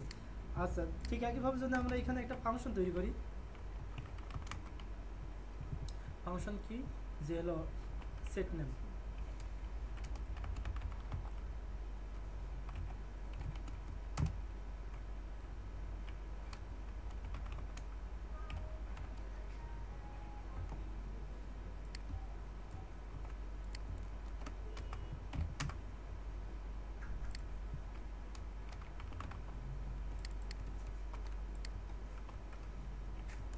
ওকে। তো আমরা জাস্ট একটা ফাংশন মেথড বানাইলাম, আমি বলতেছি এটা ডিক্লেয়ার বিস্তারিত বলতেছি। তো কি হলো, আমাদের জাস্ট একটা ফাংশন তৈরি করছি, কিন্তু এটা যদি আমরা বাইরে করতাম তাহলে একটা ফাংশন হয়তো, আর এর ভিতরে করার কারণে এটাকে আমরা কি নামে ডাকবো, মেথড হিসাবে ডাকবো। তো এই মেথডটাকে যদি আমরা কল করতে চাই তাহলে আমাদের কি করতে হবে, ঠিক যেখানে আমরা এসটিডি নেম দিয়েছিলাম না, এটা কি প্রপার্টি পাওয়ার জন্য, ঠিক সেইখানে আমরা কি করব, সেট মেথড, সেট নেম দিব। তো মনে করেন সাপোজ এইখানে আমরা ব্যবহার করি যে কি এসটিডি, আমাদের অবজেক্ট যেটা অবজেক্ট, তারপর অবজেক্টের থ্রুতে আমরা কারে ইউজ করব, সেট নেমটারে। সেট নেমটারে আমরা কল করব এবং সেট নেমে আমরা প্যারামিটার যেহেতু দিচ্ছি এখানে কি দিলাম, যে নাম দিলাম হলো সকিনা, সকিনা, ঠিক আছে। এবার আমরা কি করলাম, এইটারে আবার ইকো করলাম।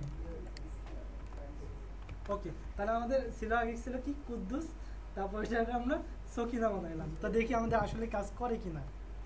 দেখছেন প্রথমে কি ছিল, কুদ্দুস ছিল, তারপর কি হয়ে গেছে, সকিনা হয়ে গেছে। আমরা যদি কুদ্দুসটাকে যদি আউট করে দেই, মনে করেন ফার্স্টে আমরা যা আছে না আছে সেটা আমরা জানি না, আমরা কি করলাম সেট নেম দিলাম সকিনা, আমাদের কি হয়ে যাচ্ছে তাহলে, আমাদের সকিনা সেভ করি নাই, তাহলে আমাদের কিন্তু কি হয়েছে, সকিনা হয়ে গেছে। এইবার আমরা আসি যে আমরা তাহলে কিন্তু মেথড কি জিনিস আর অবজেক্ট কি, প্রপার্টি কি জিনিস, এই দুইটা আমরা বুঝতে পারছি, তাই না। মেথডটা হলো আমরা যদি ক্লাসের মধ্যে কোনো ফাংশন তৈরি করি, আর ফাংশনের মধ্যে তো আমরা যোগ বিয়োগ গুণ ভাগ বা এটা ওটা ওটা সেটা আমরা সব কিছু করতে পারতেছি। তো এই জিনিসগুলোতে মূলত আমরা বলবো মেথড, এবং মেথডের মাধ্যমে কি করতেছি, আমরা তো এটা বুঝতে পারছি এটা কি একটা প্যারামিটার, তাই না। এবং প্যারামিটারটাকে কি করছি, ভিতরে আমরা একটা সেট করছি, এই যে দিস, এই যে দিস যে ভেরিয়েবল, এটা কিন্তু একটা আমাদের ফিক্সড ভেরিয়েবল, এটা কিন্তু একটা ক্লাসের মধ্যে একটা গ্লোবাল ভেরিয়েবলের মধ্যে পড়ে। তো যেটা কি আমাদের এই যে কোনো এই ক্লাসের মধ্যে যে কোনো জায়গায় দিসটা হলো আমরা অ্যাক্সেস করতে পারবো, এবং দিসটা হলো আমাদের একটা মানে গ্লোবাল ইসের মতো, অবজেক্টের মতো ক্লাসের মধ্যে। এইটার থ্রুতে আমরা সব কিছু কল করতে পারবো, অ্যাক্সেস করতে পারবো। যেমন দেখেন আমরা কিন্তু এটা যদি আমরা মনে করেন যে এই যে সিঙ্গেল এসটিডি, এটা কি একটা অবজেক্ট ছিল না, এই অবজেক্টের মধ্যে তারপরে যদি আমরা এসটিডি নেম, তার মধ্যে কি এই প্রপার্টি নেম, এটাকে এইভাবে কল করছিলাম না উপরে, এই যে এসটিডি নেম দিয়ে নেম, এটাই কল করছিলাম কি যে একটা অবজেক্টের থ্রুতে আমরা ওই প্রপার্টিটাকে অ্যাক্সেস করছিলাম। কিন্তু যখন আমরা ক্লাসের মধ্যে, তখন ওইটাকে কিভাবে অ্যাক্সেস করব, এই অ্যাক্সেসের জন্য আমাদের কি করতে হবে, এটা দিস এই ভেরিয়েবলটা ইউজ করতে হবে। এটা আমাদের ক্লাসের মধ্যে কিন্তু একটা গ্লোবাল ভেরিয়েবল, এটা কিন্তু আমরা নতুন করে ডিফাইন করতে পারবো না। একটা জিনিস সবসময় খেয়াল রাখবেন, আমাদের পিএইচপিতে যেগুলো কিওয়ার্ড আছে, এই কিওয়ার্ডগুলো কিন্তু আমরা কোথাও ইউজ করতে পারবো না। যেমন কি একো, সুতরাং একো নামে আমরা কোনো ফাংশন তৈরি করতে পারবো না। আমাদের কি আছে, সাপোজ হোয়াইল, ডু হোয়াইল, যত ধরনের আমাদের কিওয়ার্ড আছে এইগুলো আমরা কোনো জায়গায় কোনো পারপাস ইউজ করবো না। যেমন আমরা কি এই যে এই দিস কিন্তু এটা একটা আমাদের ভেরিয়েবল, এইটা আমরা অন্য কোনো জায়গায় ভেরিয়েবল হিসেবে ইউজ করবো না, কারণ এটা আমাদের একটা রিজার্ভ ভেরিয়েবল। এই রিজার্ভ অনেক ফাংশন আছে, তাই না। যেমন আমরা কি দেখলাম, গেট টাইপ, এটা কি একটা রিজার্ভ ভেরিয়েবল ফাংশন না, এই ফাংশনগুলোকে আমরা কোথাও ইউজ করব না। এই জন্য যদি এইরকম নামে যদি আপনারা কিছু ইউজ করেন, তাহলে কিন্তু তখন আমরা এরর খাবেন, ফেটাল এরর দিবে, দেখা যাচ্ছে আপনার সব কোড ঠিক আছে বাট নামের জন্য আপনার প্রবলেম হচ্ছে, এটা দেখা যাচ্ছে বুঝতে পারতেছেন না। এই সব ক্ষেত্রে যে যদি কোড ঠিক আছে বাট আপনার সন্দেহ হচ্ছে, সেই ক্ষেত্রে কী করবেন, নামটাকে চেঞ্জ করে দিবেন, এটা বোঝার জন্য। আর সবথেকে ভালো হয় যে আপনারা যদি কোনো অ্যাপ তৈরি করেন, ওই অ্যাপের প্রত্যেকটা প্রিফিক্স সেম রাখবেন, একটা প্রিফিক্স দিয়ে নেবেন যাতে কোনোটার সাথে কনফ্লিক্ট না খায়। সাপোজ আমরা কি করতেছি, আমরা হলে স্টুডেন্ট ম্যানেজমেন্ট একটা সিস্টেম তৈরি করবো, তাহলে কী করলাম, যে স্টুডেন্টের এস দিলাম, ম্যানেজমেন্টের এম দিলাম, আমার সিস্টেমে এস দিলাম, তাহলে SMS হয়ে গেল একটা। এই SMS-টা আপনারা প্রতিটা প্রিফিক্স হিসেবে ইউজ করেন, প্রত্যেকটা ভেরিয়েবল বা ফাংশন বা মেথড বা ক্লাস যে কোনো জায়গায় ইউজ করেন, তাহলে আমাদের কি এটা কোনো সময় কনফ্লিক্ট করবে না।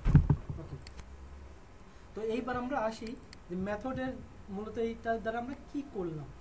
এইখানে আমরা কিন্তু দিস দিয়ে কিন্তু আমরা ওইটার অ্যাক্সেস করছি, ঠিক একইভাবে দিস দিয়ে আমরা এই ভেরিয়েবলটারও অ্যাক্সেস পাবো। ঠিক একইভাবে দেখেন আমরা আবার একটা ফাংশন ইউজ করতে পারি, সেটা হলো কি ফাংশন গেট নেম। তো গেট নেম দিয়ে কি করব, গেট নেম দিয়ে জাস্ট আমরা এইটাকে দিয়ে দিব, রিটার্ন করে দিব। রিটার্ন করব কাকে, দিস std নেম। তার মানে আমরা দেখেন আমরা সরাসরি প্রপার্টিকে অ্যাক্সেস করব না, আমরা কি করব, একটা মেথডের মাধ্যমে আমরা তার ওই প্রপার্টির ভ্যালু চেঞ্জ করতেছি, আবার আরেকটা মেথডের মাধ্যমে ওইটাকে আমরা গেট করতেছি, পাইতেছি। তাহলে কি আমাদের এই সকিনা এইভাবে এইরকমভাবে std নেম দেওয়ার কোনো প্রয়োজন আছে, প্রয়োজন নাই। এখানে আমরা কি ইউজ করবো, জাস্ট গেট নেম ইউজ করব, গেট নেম ইউজ করবো, তাহলে আমাদের কি হবে, একই কাজ হবে, হবে না। এই যে সকিনা একই কাজ করতেছে। আমরা আবার একটু চেঞ্জ করে দিই, আমরা আবার মনে করেন চেঞ্জ করব, আবার চেঞ্জ করব কাকে, যে সাপোজ আমরা চেঞ্জ করলাম যে জরিনা, বাহ জটিল নাম, জরিনা দিয়ে দিলাম, সকিনারে আমরা জরিনা বানিয়ে দিলাম। এখন এটারে আবার আমরা একক করি, দেখি আমাদের কি থাকে। তো তো দেখেন আমাদের কিন্তু পরবর্তীতে আবার জরিনা দেখাচ্ছে। তাহলে আমরা কি বুঝতে পারতেছি না? বুঝতে পারতেছি তো না? বুঝতে পারতেছি না, একটু বলেন তো। আচ্ছা হ্যাঁ, অবজেক্ট জিনিসটা একটু ফার্স্টের দিকে মাথায় নামতে হালকা একটু টাইম লাগবে। তবে একটা মজার বিষয় হলো আমাদের ওয়ার্ডপ্রেসে কিন্তু অবজেক্টের কাজ খুব কম, ঠিক আছে? ডাইরেক্টলি অবজেক্ট নিয়ে কাজ করা খুব কম আছে। তো সুতরাং আপনাদের তো ভয় পাওয়ার কোনো কারণ নেই, জাস্ট এইটুকু জানলেই হবে যে আমরা কি করতেছি। এই যে একটা ক্লাস, এর একটা অবজেক্ট বানাইছি কি দিয়ে, নিউ দিয়ে বানাইছি, এবং তারপরে অবজেক্টগুলোকে কীভাবে অ্যাক্সেস করতেছি। এরপরে এই যে একটা এই যে কী বলে অপারেটর, এই অপারেটর ইউজ করে আমরা ওর ভিতরকার মেথড বা প্রপার্টিগুলোকে অ্যাক্সেস করতে পারতেছি। এইটুকের কাজ আছে মূলত ওয়ার্ডপ্রেসে বেশি, আর আছে ইনহেরিটেন্সের কাজ আছে, আমরা দেখব পরপর। ওকে, তো তাই সকিনা জরিনা এটা আমরা বুঝতে পারলাম। তো এইখানে কিন্তু আবার আরেকটা জিনিস হয়ে গেল, এই যে সেট করলাম আর গেট করলাম। আমাদের অবজেক্টের ক্ষেত্রে বা ওপির ক্ষেত্রে এইটারে বলে গেটার আর সেটার। যে কোনো ভ্যালুটারে বা কোনো মান পরিবর্তন করার জন্য বা সেট করার জন্য যে মেথডগুলোকে বানায় এটার বলে সেটার। আর এই মান বা ভ্যালুটাকে পাওয়ার জন্য যে একটা মেথড বানানো হয় এটাকে বলে গেটার। তো এইগুলো আর কি গেটার আর সেটার, জাস্ট এটা একটা টাইপ, মানে এই ধরনের ফাংশনগুলোকে এই টাইপের মধ্যে রাখা হয়। এটা বলতে কিছু নাই, গেটার সেটার বলতে কিছু নাই, বাট এইটা বলতে এইটাটাই বোঝায়। এর একটা টপিক আর গেটার এবং সেটার। তো আমরা কি করলাম, সেট করলাম এবং গেট করলাম, তাহলে গেটার সেটার চলে গেল। আরেকটা জিনিস কি আছে, এই যে এসটিডি আমরা এখানে কি ডিফাইন করে দিচ্ছি না, সরাসরি ডিফাইন করে দিচ্ছি সরাসরি, তাই না? কিন্তু এইভাবে সরাসরি আমাদের ডিফাইন করাটা আসলে এটা কোনো ওয়ে না, মানে সঠিক ওয়ে না, এটা আমাদের ঠিক না। আমাদের এটা অন্যভাবে ইউজ করতে হয়। সেটা কি রাখতে হয়, মনে করেন জাস্ট এইটুকুই রাখলাম। সেক্ষেত্রে দেখেন আমাদের যে সেট করা আছে বলে আমাদের দেখা যাচ্ছে, বা যে সেট না করতাম তাহলে কি আমাদের কি দেখাইতো?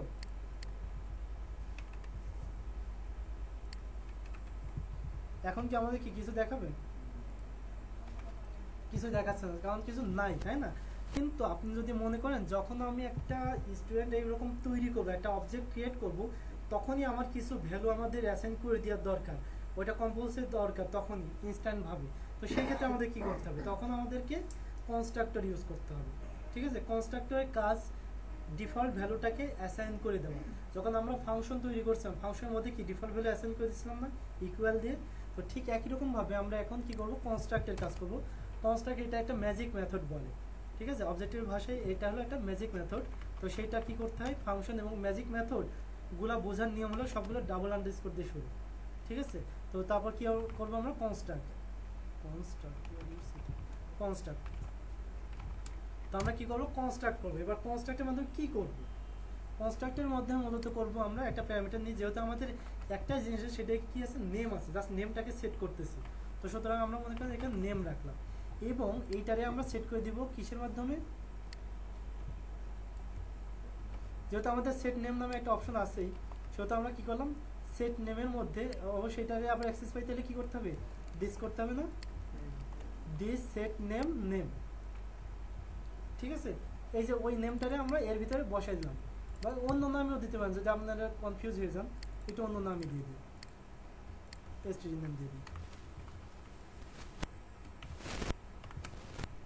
ঠিক আছে? কনস্ট্রাক্টের মধ্যে একটা প্যারামিটার দিলাম যেটা হলো এসটিডি নেম, এবং আমরা কি করতেছি ওইটারে আমরা দিস সেট নেম দিয়ে আমরা ওইটাকে সেট করে দিচ্ছি। বা আমরা সরাসরি কিন্তু এরকমও করতে পারতাম যে কি দিস দিয়ে এই এসটিডি নেম ওইটারও দিয়ে দিতে পারতাম, একই কথা। আচ্ছা, তো আমরা এই একটা কাজ করলাম। এখন আমরা দেখি কি হয়, আমাদের কি দেখাচ্ছে, ওয়ার্নিং দেখাচ্ছে। তার কারণ কি, মিসিং আর্গুমেন্ট 1। এই যে ম্যাজিক মেথড নামটা বলছি না, ম্যাজিকের কারণটা কি, সেইটার কারণ এইটাই। ম্যাজিক মেথড কোনো সময় কল করা লাগে না, ওটা অটোমেটিক্যালি নিজে থেকে কল করে। দেখেন আমি যখন এইটারে কল করি, আমি কিন্তু জাস্ট কি করছি, একটা অবজেক্ট ক্রিয়েট করছি, তাই না? এসটিডিক্যাল নিউ এইটা জাস্ট আমরা একটা অবজেক্ট ক্রিয়েট করছি, কিন্তু ক্রিয়েট করার সাথে সাথে কিন্তু ওই কনস্ট্রাক্টটা ওইটা অটোমেটিক্যালি কল হয়ে গেছে, যার কারণে আমার কি দেখাচ্ছে, আমার দেখাচ্ছে যে কি আর্গুমেন্ট 1 আমাদের মিসিং আছে, আমাদের আর্গুমেন্ট 1 মিসিং। তাহলে আমাদের কি দিতে বলছে, এই দিবটা কোথায় দিব, দিবটা এইবার এইখানে, যখন আমরা কোনো অবজেক্ট ক্রিয়েট করছি নিউ দিয়ে, এইখানে আমাদের তখন একটা বলে দিতে হবে। এই জায়গায় কি দিয়ে দিব, ওই নামটা বলে দিলাম, মনে করে দিলাম কি আবুল, ঠিক আছে? আমরা আবুলটা আমরা অ্যাসাইন করে দিছি। তো এখন যদি আমরা আবার এটাকে রিলোড করি তাহলে কি দেখতে পাবো, আবুল, দেখছেন ও কিন্তু এখন আবুল হয়ে গেছে। এখন আবলটারে যদি এই দ্বারা মানে আমরা কাবুল বানাই দিই তাহলে কি হবে? কাবুল হয়ে যাবে না? এটার মনে করে দিলাম যে কি কাবুল। তো তাহলে দেখেন আবার আমাদের কি হবে এখন? আবলটারে কিন্তু কাবুল, দুইটা কাবুল হয়ে গেছে। আচ্ছা একটা দেখানোর পরে তারপরে আমরা এই করি, চেঞ্জ করি বা হ্যাঁ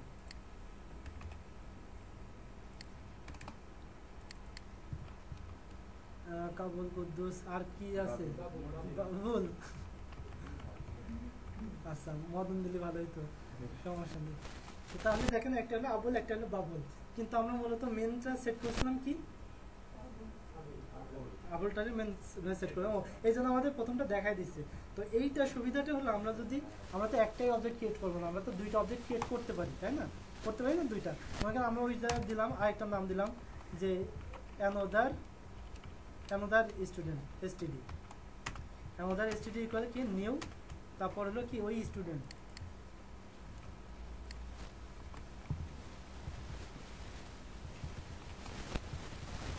তো মনে করেন এটা কি দিলাম? মদন।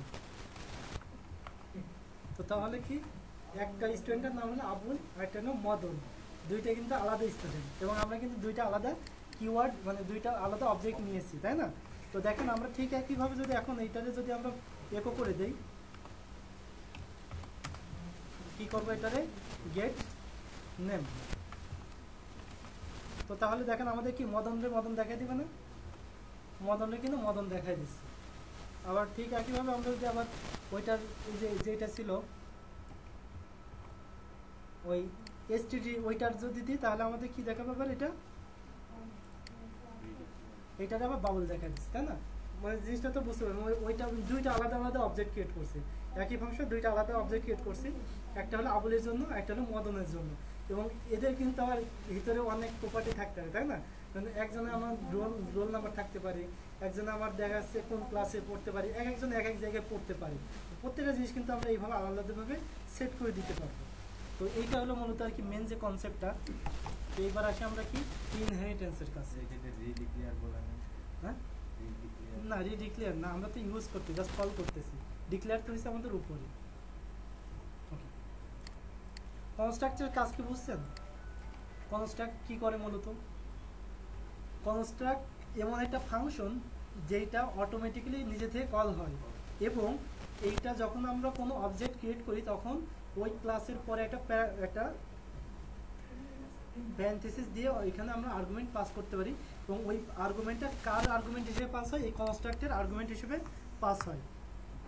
আচ্ছা, তো তাহলে আমরা এখন দেখবো জাস্ট এলো কি ইনহেরিটেন্স কে। আমরা জাস্ট ইনহেরিটেন্স করে এবার আমরা ওয়ার্ডপ্রেসে চলে যাবো, আমাদের আর কোনো প্রয়োজন নাই। তো ইনহেরিটেন্স হলো আমরা আরেকটা ক্লাস তৈরি করব, সাব ক্লাস। তো কি করব সেটা নাম দেব, মনে করেন যে আমরা ক্লাস দিলাম ক্লাস CLS ক্লাস এটা কি যে ক্লাস চাইল্ড স্টুডেন্ট। আচ্ছা, আমরা এটাকে একটু চেঞ্জ করি। আমরা কি দিলাম? একটা ছিল স্টুডেন্ট, একটা দিলাম চাইল্ড স্টুডেন্ট। তো এই চাইল্ড স্টুডেন্টটা কি করব? আমরা চাচ্ছি যে এইটাতে আমরা একটা ফাংশন তৈরি করব, মানে আমরা যা যা করি আজ ইউজুয়াল সেটাই করব। আচ্ছা, আমরা একটু করেই ফেলি। এখানে করি যে আমরা একটা ফাংশন নিই, ফাংশন সেট রোল।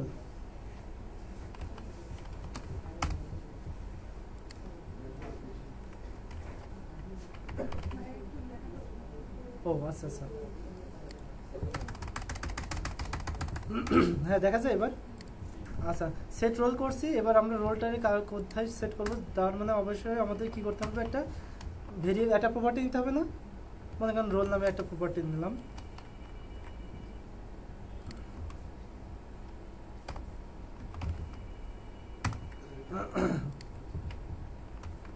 কি করতে হবে? এখানে দিস দিতে হবে না?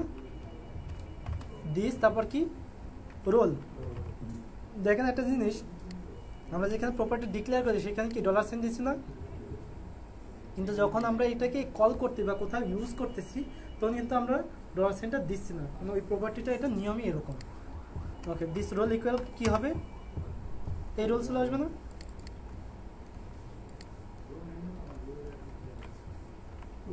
আচ্ছা, রোল এটা আপনাদের কনফিউজ হয়ে যেতে পারে, আমি এই যে অন্য নাম দিয়ে দিই প্যারা 1, জাস্ট প্যারামিটার 1। তাহলে কি করলাম, সেট রোল দিলাম, আর এটা করে কি গেট রোল।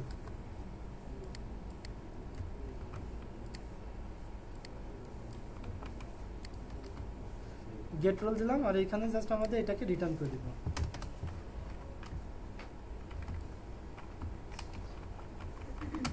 ওকে, তো তাহলে আমরা দেখেন একটা কি চাইল্ড স্টুডেন্ট রাখছি, সেই চাইল্ড স্টুডেন্টের মধ্যে কি আছে, জাস্ট রোলটা আছে। ঠিক আছে, তো আমরা এর একটা ইনস্ট্যান্স তৈরি করি। ইনস্ট্যান্স কিভাবে তৈরি করবো, মানে একটা অবজেক্ট কিভাবে তৈরি করবো বলেন তো একটু।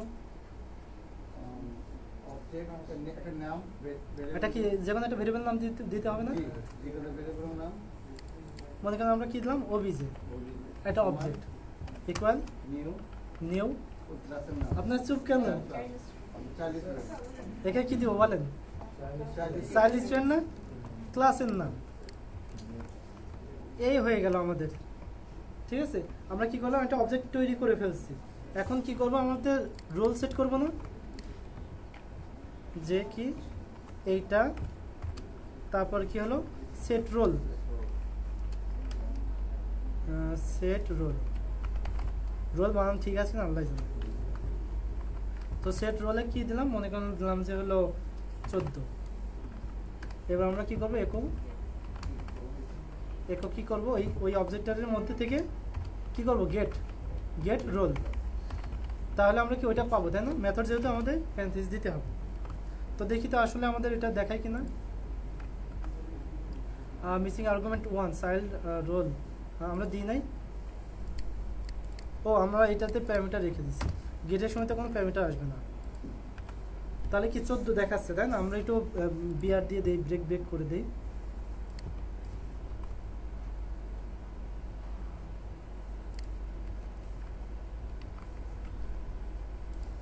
আচ্ছা, তো তাহলে আমাদের কি 14টা দেখাচ্ছে, কিন্তু আমরা চাচ্ছি কি, আমরা এর নামটাও দেখাইতে চাচ্ছি।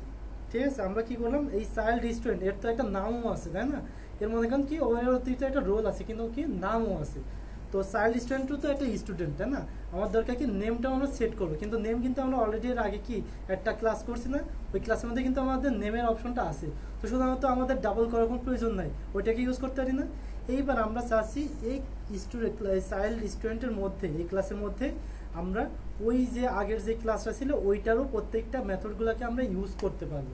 সেই ক্ষেত্রে আমরা কি করব, সেই ক্ষেত্রে আমাদের কি করতে হবে, এইখানে জাস্ট একটা কিওয়ার্ড, একটা আলাদা কিওয়ার্ড ইউজ করতে হবে, যেটা হলো অপারেটরের মতো এক্সটেন্স। ঠিক আছে, EXTENDS এক্সটেন্স। এক্সটেন্স করে কারে দিব, ওই যে যেটা ছিল ওইটার নাম ছিল কি স্টুডেন্ট। তাহলে কি করলাম দেখেন, ক্লাস কি চাইল্ড স্টুডেন্ট, এইটারে এক্সটেন্ড করলাম কারে, ওই স্টুডেন্টটারে এক্সটেন্ড করে আমরা এটা তৈরি করতেছি। ওকে, তো দেখেন এই জন্য আমাদের কি হবে, আমরা আবার একটু রিলোড করি। মিসিং আর্গুমেন্ট 1, যখনই আমরা এটা দিছি তখন আমাদের কি হয়ে যাচ্ছে, যখনই আমরা এটা দিছি তখন কিন্তু আমাদের এই যে আমরা এটা কিন্তু অটোমেটিক্যালি ম্যাজিক মেথড কোনটা থেকে চলে আসতেছে, ওই প্যারেন্ট, যেটা প্যারেন্ট না, আমরা এই যে এখানে যে করলাম এক্সটেন্ড করলাম স্টুডেন্ট, তার মানে কি এখানে প্যারেন্ট ক্লাস কোনটা, স্টুডেন্টটা হলো প্যারেন্ট ক্লাস। ওইটার থেকে আমরা কি করে এক্সটেন্ড করে, মানে ওইটুকু নিয়ে আসতেছি এবং সাথে আরও কিছু অ্যাড করতেছি, সেটা হলো চাইল্ড স্টুডেন্টের মধ্যে। তো ওই যে স্টুডেন্টের মধ্যে কিন্তু আমরা কনস্ট্রাক্ট ইউজ করছি, আর কনস্ট্রাক্ট ইউজ করলে কি করতে হবে, অবশ্যই আমাদেরকে ভ্যালুটা সেট করে দিতে হবে। তো যখন আমরা এখানে নিউ করে স্টুডেন্টস তৈরি করতেছি তখন আমাদের কি বলে দিতে হবে, এই যে এখানে আমরা দিব, এখানে কি দিব, তার একটা নেম দিব, কারণ আমরা কিন্তু প্যারেন্টে কিন্তু কনস্ট্রাক্ট ইউজ করছি এবং ওইখানে বলছি যে নেমটা দিয়ে দিতে হবে। তো এর ভিতরে দিয়ে দিলাম কি, মনে করলাম দিলাম যে হলো কার দেবো, ছোট মানুষের নাম কীরকম হয়, কিউট, নাম কি দিলাম, যে কিউট দিলাম। ঠিক আছে, তো তাহলে এখন দেখেন আমাদের কিন্তু এটা কি আর দেখাবে, এরও কিন্তু আর দেখাচ্ছে না। এবং একটা মজার জিনিস দেখেন, আমি এখন কি করতেছি, আমি কিন্তু স্টুডেন্টের কোনো স্ট্যান্স তৈরি করি নাই। এইখানে আমরা এই অবজেক্ট এটা কার অবজেক্ট, এটা কিন্তু চাইল্ড ক্লাসের অবজেক্ট, তাই না? এইবার আমরা এখানে কি করব, গেট রোল দিছিলাম না, ঠিক এখানে আমরা গেট নেম দিই। কিন্তু গেট নেম এই মেথডটা কার মেথড, এটা কিন্তু স্টুডেন্টের, আর আমরা এটা ইনস্ট্যান্স তৈরি করছি কিন্তু চাইল্ড স্টুডেন্টের, বাট আমরা ওইটার অ্যাক্সেস পাবো। তো আমরা একবার দেখি আমাদের দেখায় কিনা, দেখছেন কিউট দেখাই দিচ্ছে। তার মানে কি এইখান থেকে কিন্তু মূলত সেট করতে ওই প্যারেন্ট ক্লাসে ওইটাকে ইউজ করে কাজ করতেছে। তো জাস্ট আজকে অবজেক্টের ধারণা এতটুকুই রাখেন, এইটাকে একটু ভালো মতো একটু ঘষা মাজা করেন, ঠিক আছে? ঘষা মাজা সাইড করতে আপনি পিএসপির রাইট ম্যানুয়াল দেখতে পারেন, অথবা পিএসপির যেটা আছে যে W3 দেখতে পারেন, বিভিন্ন সাইট আছে, আপনি সার্চ দিলে এরকম অনেক রেফারেন্স আসবে, বিভিন্ন ব্লগে সুন্দর সুন্দর করে লেখাও থাকে, এই জিনিসগুলো দেখতে পারেন। আর ইচ্ছা করলে যদিও একটা চ্যানেল আছে নিউ বোস্টন, তবে ওইটা হলো অনেক পুরাতন কোর্স আছে, ওদের কোর্সগুলো অনেক সুন্দর, ওইগুলো ফলো করতে পারেন। ইউটিউবে একটা কোর্স, ওইটা চ্যানেল নিউ বোস্টনের। আচ্ছা, তো যাই হোক, তাহলে আমরা কি করলাম, এরকমভাবে দেখলাম যে এইটাকেই জাস্ট ইনহেরিটেন্স বলে, যে আমরা কিন্তু এই ক্লাসের মধ্যে নেমের কোনো প্রপার্টি ছিল না, বাট আমরা কিন্তু ওইটাকে ইউজ করতেছি এই এক্সটেনশন মাধ্যমে। যাই হোক, তো আমরা আজকে পর্যন্ত অবজেক্টে এইখানে শেষ হইলাম।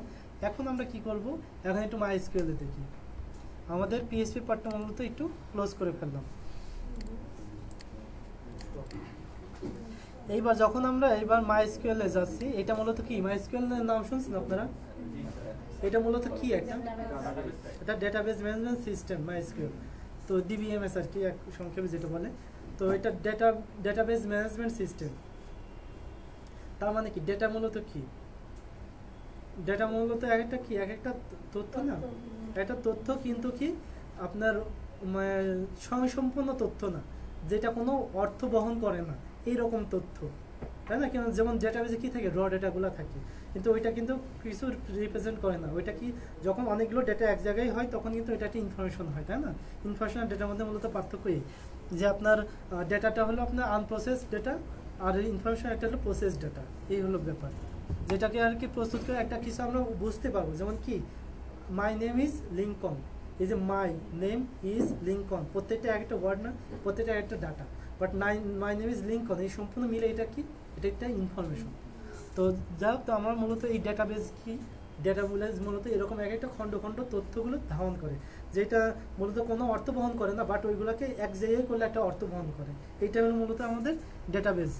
তো ডেটাবেসের এটা হলো, যদি আমরা একটু বাস্তব উদাহরণ দেখি তাহলে সেটা কীরকম হবে, যে আমরা মনে করেন যে কি বলবো, গুদাম ঘর থাকে না, গুদাম ঘরে কি আমার অনেক তথ্য, ওই যে অনেক মালামাল জমা থাকে না, দেখা যাচ্ছে মসুরের ডাল, অমুকের ডাল, চাল, ডাল, সব কিছু এক জায়গায় কিন্তু বোঝাই করা থাকে। এবার ওইখান থেকে কী করে, ওইখান থেকে আবার একজন দোকানদার ওই যে মালামালগুলো ওই যে সংরক্ষণ করে ওইখান থেকে উঠে নিয়ে আসে, সে কিন্তু দোকানে সুন্দর করে সাজায়, তখন কিন্তু দেখা যায় কোনটা চাল কোনটা ডাল, কিন্তু ওই জায়গায় অবস্থায় কিন্তু বোঝা যায় না।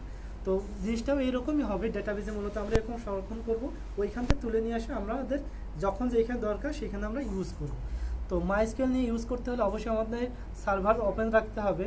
অ্যাপাচি সার্ভার তো মানে যেটা একটা যে সার্ভার কি পিএসপি চলতে যেরকম সার্ভার লাগে, আমাদের মাইএসকিউএল চলতেও অবশ্যই সার্ভার লাগবে, এবং সাথে আবার আমাদের মাইএসকিউএলও লাগবে। মাইএসকিউএলের যে সফটওয়্যারটা, এটা আমাদের স্টার্ট থাকতে হবে, তাছাড়া কাজ করবে না। তো এইটার অ্যাডমিন আছে, এই অ্যাডমিনটা মূলত কি আমাদের এইটা হলো মূলত এমনি সরাসরি কাজ করে, কিন্তু আমরা যাতে সহজে এটাকে অ্যাক্সেস করতে পারি, এই জন্য আমরা কিছু আলাদা থার্ড পার্টি অ্যাপ্লিকেশন ইউজ করি, যার মধ্যে মাইএসকিউএল পিএসপি মাই অ্যাডমিন, এটা একটা খুব নাম করা একটা থার্ড পার্টি থার্ড পার্টি একটা অ্যাপ্লিকেশন, যেটার মাধ্যমে আমরা এইগুলাকে আমরা ম্যানেজমেন্ট করতে পারবো ডেটাবেসটাকে। Local host /PHP my admin, তো PHP my admin দিলে আমাদের কি হবে, ওর যে কন্ট্রোল প্যানেল সেটা আমরা পেয়ে যাবো। এই যে এইটা মূলত আমাদের কি control panel, PHP my admin এর কন্ট্রোল প্যানেল এইটা। এইখান থেকে আমরা সবগুলো ইসলের ডেটাবেস তৈরি করতে পারবো, ডিলিট করতে পারবো, ইনসার্ট করতে পারবো, আপডেট করতে পারবো। তো এইটা কিন্তু আবার PHP দ্বারাও কন্ট্রোল করা যায়। আবার আমরা যদি সরাসরি দেখতে চাই তাহলে এইখান থেকেও করতে পারি, আবার আমরা কমান্ড লাইনে করতে পারি, বিভিন্নভাবে করা যায়। তো আমরা জাস্ট এইটা কীভাবে কী কাজ করে বা কীরকম কী সেটা আমরা দেখি। ডেটাবেসের মধ্যে গেলে আমরা দেখতে পাবো কি কতগুলো আমাদের ডেটাবেস আছে। তো ডেটাবেসের স্ট্রাকচারগুলো কীরকম, কোনো নাই, তাই না? বোর্ড পেন নাই, মার্কার, সমস্যা নাই, আমরা একটু দেখাই। তো মূলত হলো আমাদের ডেটাবেসটা হলো অনেকগুলো টেবিলের সমন্বয়ে তৈরি হয়ে থাকে, মানে একটা ডেটাবেসের মধ্যে বিভিন্ন টেবিল থাকতে পারে। তো টেবিল মূলত কি, এই যে এটা একটা টেবিল না, এই টেবিলে কি অনেকগুলো ড্রয়ার আছে না? মনে করেন যে আপনারা যারা ইউজ করেন কি বলে ওয়ার্ড্রপ ইউজ করেন, ওয়ার্ড্রপ কি বড় একটা থাক থাকে না, প্রত্যেকটা থাকের মধ্যে কি ডেটাগুলো রাখেন না? তো এইরকমই কি আপনার এই একটা টেবিল সম্পূর্ণ, ওই যে ওয়ার্ড্রপ ওইটা একটা টেবিল, এবং এই টেবিলের মধ্যে কি প্রত্যেকটা ড্রয়ার আছে না, মানে একটা রো আছে। এবং ওই রো এর মধ্যে আবার কি ইচ্ছা করলে আপনি কয়টা জিনিস কয়টা ভাগে রাখতে পারতেছেন, যে কি আমি এদিকে রাখলাম শাড়ি, এদিকে রাখলাম আমার জামাগুলো, এইদিকে রাখলাম আমার অন্য জিনিসগুলো, এইদিকে রাখলাম বই সাপোজ এক্সেট্রা। তো এই জিনিসগুলো কিন্তু ওই এক একটা রো এর মধ্যে আবার ভাগ ভাগ করে রাখতেছেন। তো সেই রকম কি হবে, তার মানে একটা ডেটাবেজের মধ্যে অনেকগুলো টেবিল থাকতে পারে, একটা টেবিলের মধ্যে অনেকগুলো রো থাকতে পারে, তাই না? এবং প্রত্যেকটা রো বিভিন্ন ভাগে ভাগ করা থাকতে পারে। তো এই জিনিসগুলোই মূলত আমাদের মেন স্ট্রাকচার ডেটাবেজের। তো আমরা যে কোনো একটা ডেটাবেজের মধ্যে ঢুকি, যে কোনো একটা ডেটাবেজ, সাপোজ টেস্টের মধ্যে কিছু নাই, দেখে যাই আমরা সিটি কোল এটার মধ্যে ঢুকি। আচ্ছা এই একটা ঢুকছি, আচ্ছা এটা তো বেশি কিছু না, আমরা একটু বেশি কিছু আছে দেখি।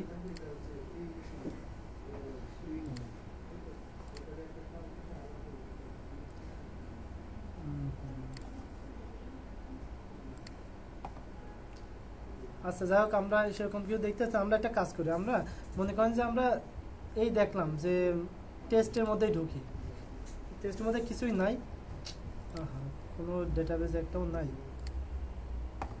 আচ্ছা এই যে ইউজার পাসওয়ার্ড নামে একটা টেবিল আছে, এখানে টেবিলে এই ডেটাবেজের মধ্যে একটা ডেটাবেজের মধ্যে আমরা ঢুকলাম, এর মধ্যে বিভিন্ন টেবিল থাকতে পারে না বললাম, তার মধ্যে জাস্ট কয়টা টেবিল আছে, এটা একটা টেবিল আছে। এই একটা টেবিল মূলত একটা টেবিল আছে, এবার টেবিলের মধ্যে আবার ক্লিক করতে, টেবিলের মধ্যে ঢোকার জন্য টেবিলের মধ্যে যখন ঢুকলাম তখন আবার কি দেখতে পারতেছি, একটা রো আছে, কিন্তু এটা মূলত কোনো ডেটা ইনসার্ট করা নাই। এইখানে আমরা ইচ্ছা করলে ডেটা ইনসার্ট করতে পারবো, যদি ইনসার্ট করতে পারতাম তাহলে এটা বিভিন্ন এক একটা থাপ থাপ দেখাতো, এবং প্রত্যেকটা থাকিতে আবার কি আছে, উপরে একটা রো কলাম আছে। রো আর কলাম কাকে বলে এটা বুঝলেন? কলাম কি জিনিস, যেমন যখন দেখেন যে যখন বিল্ডিং করা হয় বলে না কয়টা কলাম করা হয়েছে, কলাম মূলত কি যেগুলো পিলার বা যেগুলো ভার্টিক্যালি থাকে উপর নিচে থাকে, আর যেটা হরাইজন্টালি থাকে সেগুলোকে বলা হয় এটা রো। যেমন বলা হয় না যে দেখা যাচ্ছে কাতার বলি না আমরা, যে দেখা যাচ্ছে মসজিদে কয় কাতার জামাত হচ্ছে, এই একটা কাতার মানে একটা রো। আর আমরা যে প্রত্যেকটা রোতে কতজন মানুষ আছে ওইটাকে যদি আমরা এইভাবে হিসাব করি তাহলে ওইটা একটা রো হচ্ছে, একটা কলাম হচ্ছে। যেমন ম্যাট্রিক্সের ক্ষেত্রে আপনার ম্যাট্রিক্স করেছেন না, ম্যাথমেটিক্সের মধ্যে ম্যাট্রিক্স হয় না যে 2 × 2 বা 4 × 4 বা 2 × 4, এই মানে একটা ওই যেখানে কিন্তু রো এবং কলামের সাথে সম্পর্ক আছে ম্যাট্রিক্সের মধ্যে। তো যাই হোক, তো তাহলে আমরা কি দেখতে পাচ্ছি, বুঝতে পারতেছি যে একটা টেবিলের মধ্যে আমাদের আবার কিছু রো থাকে, তবে রোটা কতগুলো থাকবে তার কোনো লিমিট নাই, এটা আপনি যতবার দেবেন ততবার হবে, কিন্তু প্রত্যেকটা রোতে আপনি কি রাখবেন সেটা তো আপনার ডিফাইন করে রাখতে হবে। এই জন্য যেগুলোকে বলবো এইগুলোকে বলবো একটা ফিল্ড, যেমন এখানে কি আছে, পাস আছে, নেম আছে, এই দুইটা হলো ফিল্ড, এবং এটাকে আবার একভাবে আমরা অ্যাট্রিবিউটও বলতে পারি। ঠিক আছে, তার মানে কি আমরা এক একটা কলামটারে আমরা কলাম হিসেবে ডাকতে পারি, একটা অ্যাট্রিবিউট হিসেবে ডাকতে পারি, অথবা একটা ফিল্ড হিসেবে ডাকতে পারি। আর প্রত্যেকটা রো হিসাবে কল করা হয়, আর আমার তো টেবিলটা টোটাল মিলে একটা টেবিল। তো আমরা এখানে একটা যখন ওয়ার্ডপ্রেসটা ইনস্টল করার পরে জিনিসটার স্ট্রাকচার আরও ভালোভাবে বুঝতে পারবো। তো আমাদের এই ডেটাবেস নিয়ে কাজ করতে হলে কয়টা জিনিসের প্রয়োজন হয়, যেমন আমরা অলরেডি জিনিস বুঝতে পারছি যে ডেটাবেস আমরা বলছি না একটা ডেটাবেসের মধ্যে অনেক কিছু থাকতে পারে, তার মানে কি অবশ্যই একটা ডেটাবেসের নাম থাকতে হবে, তাই না? এইবার এই ডেটাবেসে কাদের প্রবেশের অধিকার আছে সেটা আপনাকে অ্যাসাইন করতে হবে, মানে কি একজন ইউজার থাকতে হবে। সাপোজ এই রুমটাকে যদি আমরা ডেটাবেস ধরি, এই ডেটাবেস এর মধ্যে অনেকগুলো টেবিল আছে না, তো এই রুমের মধ্যে কারা এন্ট্রি করতে হবে, কারা ঢুকতে পারবে। এটা তো আমাদের ক্লাসরুম বলে আমরা সবাই ঢুকতেছি, বাট এটা যদি কোনো ব্যাংক হইতো বা যদি এটা কোনো টাকা রাখার রুম হইতো তাহলে তো আমাদের ঢোকার অ্যাক্সেস থাকতো না, তাই না? কারণ এটা সিকিউর একটা জায়গা। তো তার মানে কি অবশ্যই এখানে একটা অথেন্টিকেশনের ব্যাপার থাকে, যে কোন ইউজারদের এখানে আসার পারমিশন আছে। আপনারা এখানে স্টুডেন্টরা ভর্তি হয়েছেন টাকা দিয়ে, এই জন্য আপনারা এই জায়গায় ঢুকতে পারতেছেন, তাই না? এটা আপনাদের পারমিশন আছে, বাট একজন যারা এখানে স্টুডেন্ট না তারা তো আর এখানে ঢুকে বসে ক্লাস করতে পারবে না, ঠিক না? তো তার মানে আমাদেরকে অবশ্যই একটা ইউজার থাকতে হবে, আর ইউজার থাকা মানে ইউজারের অবশ্যই একটা পাসওয়ার্ড থাকবে। তো কি জিনিস বুঝতে পারলাম, একটা ডেটাবেস নেম থাকবে, এবং ওই ডেটাবেসে কার অ্যাক্সেস আছে সে অ্যাকাউন্টে ইউজার নেম থাকবে, এবং তার একটা পাসওয়ার্ড থাকবে। এই তিনটা জিনিস মূলত মিলায় তারপর আমাদের হবে ডেটাবেসের মধ্যে আমরা কাজ করতে হলে এই তিনটা জিনিস লাগবে। তো এইবার আমরা আসি, যদি আমাদের সার্ভার নেম, এটা কি সার্ভার নেমটা অবশ্যই জানা লাগে, যেমন কি এটা তো একটা লোকেশন, তাই না? এটা কি সিআইটি অমুক রুম, সিআইটি না, এই সিআইটি মূলত এটা একটা হোস্ট বা এটা একটা সার্ভার, যে আমাদের ক্রিয়েটিভ আইটি লিমিটেড, এটা আমাদের একটা সার্ভার, কারণ আমাদের সারা পৃথিবীতে তো অনেক সার্ভার আছে, তাই না? কোন সার্ভারের সাথে কোনটা সেই সব লিঙ্ক না, তো প্রত্যেকটা সার্ভারের কাছে আবার এটা কি একটা লোকাল সার্ভার। তো যেমন এইটার এই সার্ভারটার নাম কি আছে, এই সার্ভারটা হলো এই দেখেন এটা হলো 127.0.0.1, এইটা হলো এর সার্ভার। আবার এরই একটা হলো আরেকটা নাম আছে যেটা হলো লোকাল হোস্ট, এটারই আপনার বলে হলো এটা কি বলে মনে করেন যে আপনার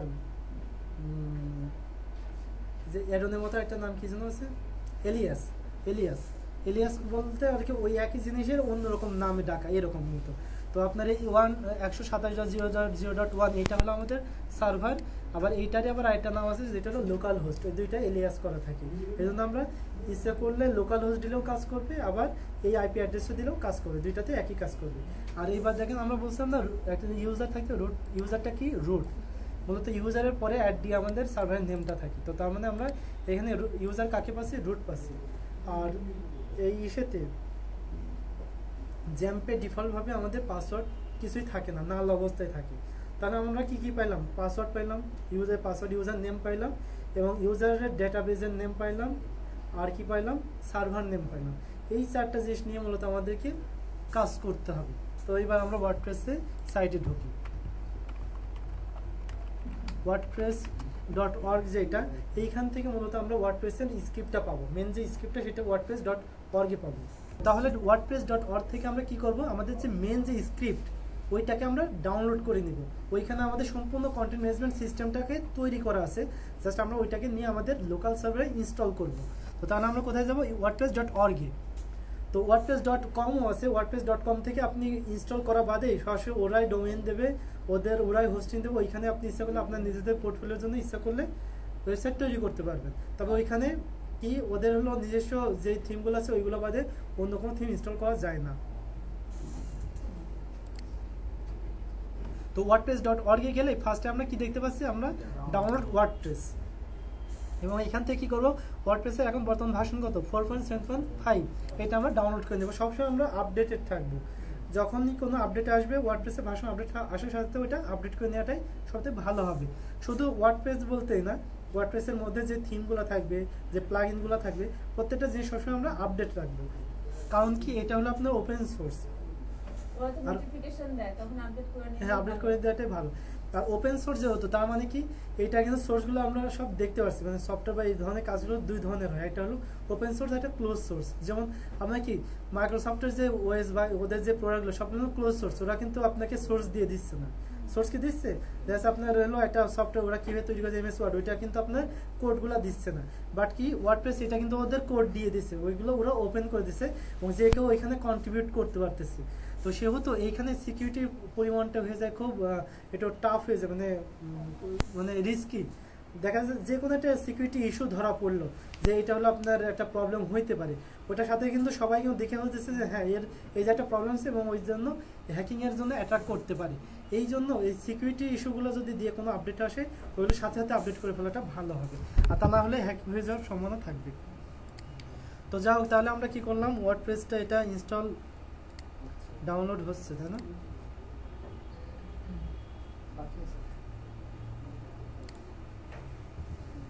আচ্ছা, তো তাহলে দেখেন আমরা কিন্তু ওয়ার্ডপ্রেসের যে ফাইলটা যেটা ডাউনলোড করলাম সেটা পেয়ে গেছি, তাই না? ডাউনলোড করার সাথে সাথে কি পাইলাম, একটা ওয়ার্ডপ্রেস নামে একটা ফোল্ডার আছে, এবং ফোল্ডারের মধ্যে বিভিন্ন ফাইল আছে এবং 3টা ফোল্ডার আছে।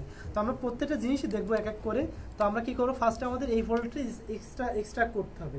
এক্সট্রাক্ট করবো কোথায়, এক্সট্রা করবো আমরা যেখানে মূলত এটাকে ইনস্টল করতে চাচ্ছি। তো তাহলে আমাদের মূলত কোথায় করবো, আমরা htdocs এর মধ্যে করবো। htdocs এ আমাদের রুট ফোল্ডার কোনটা, এই যে htdocs, এর মধ্যে মনে করেন সম্পূর্ণ এই ওয়ার্ডপ্রেস এইটাকে আমরা এক্সট্রাক্ট করে ফেলি, ওয়ার্ডপ্রেস নাম সহকারে আমরা করলাম। প্রয়োজন অনুযায়ী আমরা এখানে নামটা চেঞ্জ করে দিতে পারি। আচ্ছা, তো আমরা এখানে নিয়ে চলে আসছি, তাই না? তো এখানে ওয়ার্ডপ্রেস এবং ওয়ার্ডপ্রেসের মধ্যে আমাদের সম্পূর্ণ ফাইলগুলো আছে। তো আমরা ওয়ার্ডপ্রেস নাম রাখবো না অন্য কোন নাম রাখবো,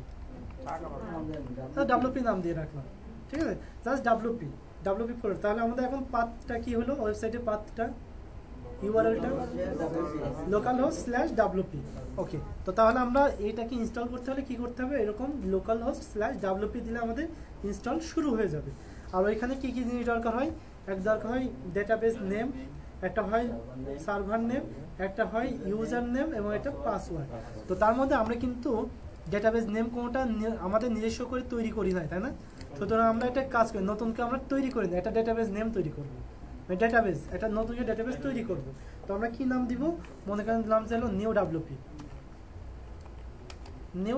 জাস্ট নিউ ডাব্লিউপি নামে একটা ডেটাবেস তৈরি করতেছে। আর কোলেশনটা মূলত কি, এটা আমাদের এই ডেটাবেসের মধ্যে কি টাইপের ডেটাগুলো রাখতে পারবে, কি আপনার যেমন আপনার থাকে না বাংলা লেখা, ইংলিশ লেখা, মানে ইংলিশগুলো তো এইগুলো তো আমাদের আজকি ফরম্যাটে থাকে, তাই না?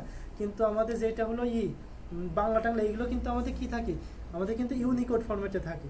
তো এই যারা আবার অনেকগুলো ফরম্যাটের ব্যাপার স্যাপার থাকে, সেই জিনিসগুলো মূলত কালেকশনের মাধ্যমে ডিফাইন করা হয়। তো আমরা এটাতে UTF-8 যেটা আছে, UTF-8 এর জেনারেল CI, এইটাতে মূলত আমাদের বাংলা টাংলা আশপাশে অনেক জেনারেল ল্যাঙ্গুয়েজগুলো সাপোর্ট করে, সুতরাং আমরা ওইটা ইউজ করব। কোনটা ইউজ করব, UTF-8 জেনারেল CI। ওকে, তো আমরা এটাকে দিয়ে ক্রিয়েট দিলাম, তাহলে আমাদের কিন্তু একটা ডেটাবেস ক্রিয়েট হয়ে গেল। তাহলে ডেটাবেসের নামটা কি আছে, নিউ ডাব্লিউপি। আর রুট নামে আমাদের ইউজার নেম এবং পাসওয়ার্ড কিছুই না, আর হলো সার্ভার নেম কি, লোকাল হোস্ট। ওকে, তাহলে আমরা কি করব, রেডি টু গো, তাই তো, ইনস্টল। এবার কি করব, ইনস্টল করার জন্য যাব। তাহলে আমাদের কোথায় যাব, লোকাল হোস্ট /wp। যখনই আমরা WP-তে যাচ্ছি, আমাদের কি করে যাচ্ছে, ওখানে রিরাইট করতে WP admin/setup config.php তে আমাদের নিয়ে যাচ্ছে। ফার্স্টে আমাদের কি করতেছে, আমরা কোন ল্যাঙ্গুয়েজটা সিলেক্ট করব। তো আমরা ইংলিশই থাকুক, সমস্যা নাই, কন্টিনিউ। এইবার দেখেন এরা কি বলতেছে, ডেটাবেস নেম আছে, ডেটাবেস ইউজার নেম আছে, ডেটাবেস পাসওয়ার্ড, ডেটাবেস হোস্ট। আচ্ছা, টেবিল প্রিফিক্স কি, টেবিল প্রিফিক্স হইল আপনার প্রত্যেকটা টেবিল, আমরা কি একটা ডেটাবেসের মধ্যে অনেকগুলো টেবিল রাখতে পারি, এবং ওয়ার্ডপ্রেসও কিন্তু মূলত 12টা না 13টা টেবিল ওর বরাদ্দ রাখে।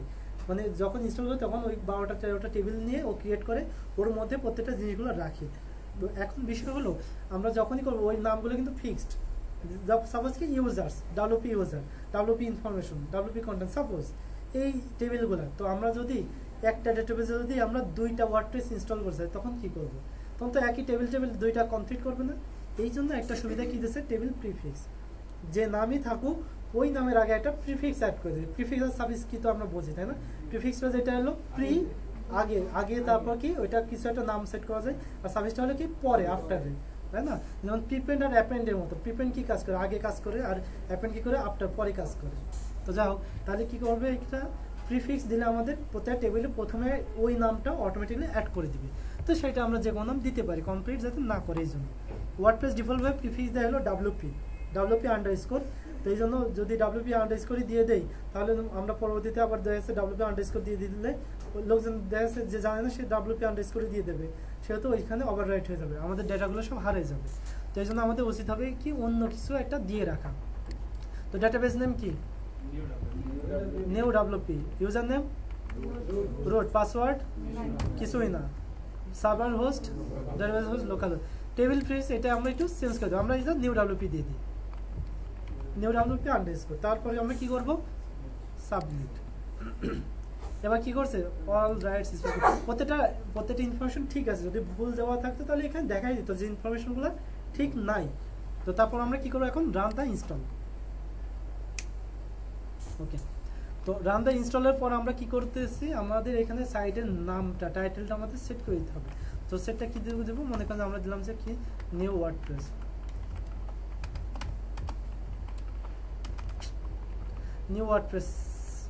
জাস্ট নিউ ওয়ার্ডপ্রেস দিলাম। ইউজার নেম কি দেবো, যে কোনো নাম দিতে পারেন, আমরা অ্যাডমিন সবাই দেয়।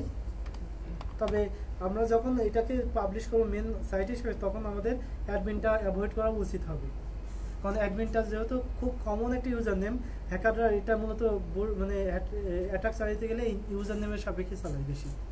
আর পাসওয়ার্ডটা আমরা এখন সুবিধার্থে আমরা একদম কমন পাসওয়ার্ড দিয়ে রাখলাম অ্যাডমিন। অবশ্যই এটাকে আমাদের খুব একটা স্ট্রং পাসওয়ার্ড দিয়ে রাখা হবে, উচিত হবে যখন আমরা এটাকে লাইভ করব। তো যেহেতু এটা উইক পাসওয়ার্ড, সেহেতু আমাদেরকে কনফার্ম উইকে আমাদের বলে দিতে হবে, যে কোনো একটা ইমেল অ্যাড্রেস দিতে হবে।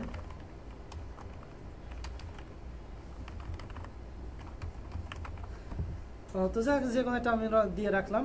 আর কি সার্চ ইঞ্জিন ভিজিবিলিটি, তো এইটা হলো কি ব্যাপার, যে আমাদের সার্চ ইঞ্জিনটা এই ওয়েবসাইটটাকে করবে কিনা, ইন্ডেক্সিং করবে কিনা। যেমন আমাদের সার্চ, যখন আমরা কোনো সার্চ দিই গুগলে, তখন কিন্তু গুগল কিন্তু প্রত্যেকটা ওয়েবসাইটে ঢোকে না, বা সারা পৃথিবীতে কত কোটি কোটি ওয়েবসাইট আছে, প্রত্যেকটা কোটি কোটি ওয়েবসাইটের কাছে রিকোয়েস্ট পাঠাইতে যদি হয় গুগলে কয়েকদিন লেগে যাবে, তাই না? ওই জন্য প্রত্যেকের কাছে যাইতে পারবে না। এই জন্য কী করে, ওর যে রোবটগুলো আছে, ওর যে বটগুলো আছে, প্রত্যেকটা সময় পৃথিবীর প্রত্যেকটা ওয়েবসাইটের ভিতরে ঢুকতে থাকে, ঢুকে ঢুকে যে ডাটাগুলো আছে ও ইন্ডেক্সিং করে নিজের কাছে রেখে দেয়। এরপর যখন আমরা যখন সার্চ করি তখন ওর কাছে যে ডাটাগুলো আছে ওর মধ্যে থেকে আমাদেরকে রেফারেন্স দিয়ে দেয়, আর লিঙ্ক হিসেবে দিয়ে দেয় কি ওই ওয়েবসাইটের লিঙ্কটা। এটা হলো আমাদের ওই গুগল ক্রাউডলিং করে এইভাবে। তো সেটা কি করব, আমরা যদি এটাকে দিয়ে দিই যে টিক যদি না দিই তাহলে কি করবে, গুগলটা আমাদের এই সাইটটা হোয়াইট লিস্টে রাখবে। আর যদি আমরা এটাকে যদি করে দিই ডিসকাস করে রাখি তাহলে কি করবে, robots.txt নামে একটা ফাইল থাকে, robot.txt। তো ওইখানে কি করা যায়, ওইখানে থেকে আমরা ডিফাইন করতে পারি যে কোন কোন বটগুলো আমাদের এখানে অ্যাক্সেস করবে, কোনগুলো পারবে না। তো আমরা যদি এখানে এটা ডিসকাস করে দিলে কি হবে, ওই রোবটে ফার্স্টে আমাদেরকে করে দেবে, আটকায় দেবে, যে রোবটগুলো আর ঢুকতে পারবে না। তো যাক, আমাদের যদি এটা যেহেতু লোকাল হোস্ট, সেহেতু গুগলের কোনো সাধ্য নাই যে আমাদের এখানে ঢোকা, লোকাল হোস্টে ঢোকা। যে এটা যদি লাইভ হইতো তাহলে আমাদের ঢুকতে পারতো। তো সুতরাং এখানে টিক দেওয়া না দেওয়া সমান কথা, তারপর আমরা টিক দিয়ে দিলাম যাতে আমাদের এখানে ইন্ডেক্সিং না করে, কারণ ডেভেলপমেন্ট পর্যায়ে আমাদের এটা ইন্ডেক্সিং করার কোনো প্রয়োজন নাই, কারণ এখানে প্রত্যেকটা ডেটা হলো ডামি ডেটা থাকবে, তাই না, ডামি কন্টেন্ট থাকবে। তো সুতরাং ডামি কন্টেন্টগুলোকে আমাদের ইন্ডেক্সিং করে শুধু তো সাইটের মানে ওই ভাবমূর্তি নষ্ট করার কোনো প্রয়োজন নেই। যখন এটাকে সঠিক রিয়েল ডেটা থাকবে তখন আমাদেরকে এটা ভিজিবল করে দিতে হবে। তো এটা পরবর্তীতে আমরা সেটিংস থেকে চেঞ্জ করতে পারবো। তো আমরা এখন ইনস্টল করে ফেলি। তো ইনস্টল করতেছে, আমাদের কিন্তু ইনস্টল এখনই হয়ে যাবে।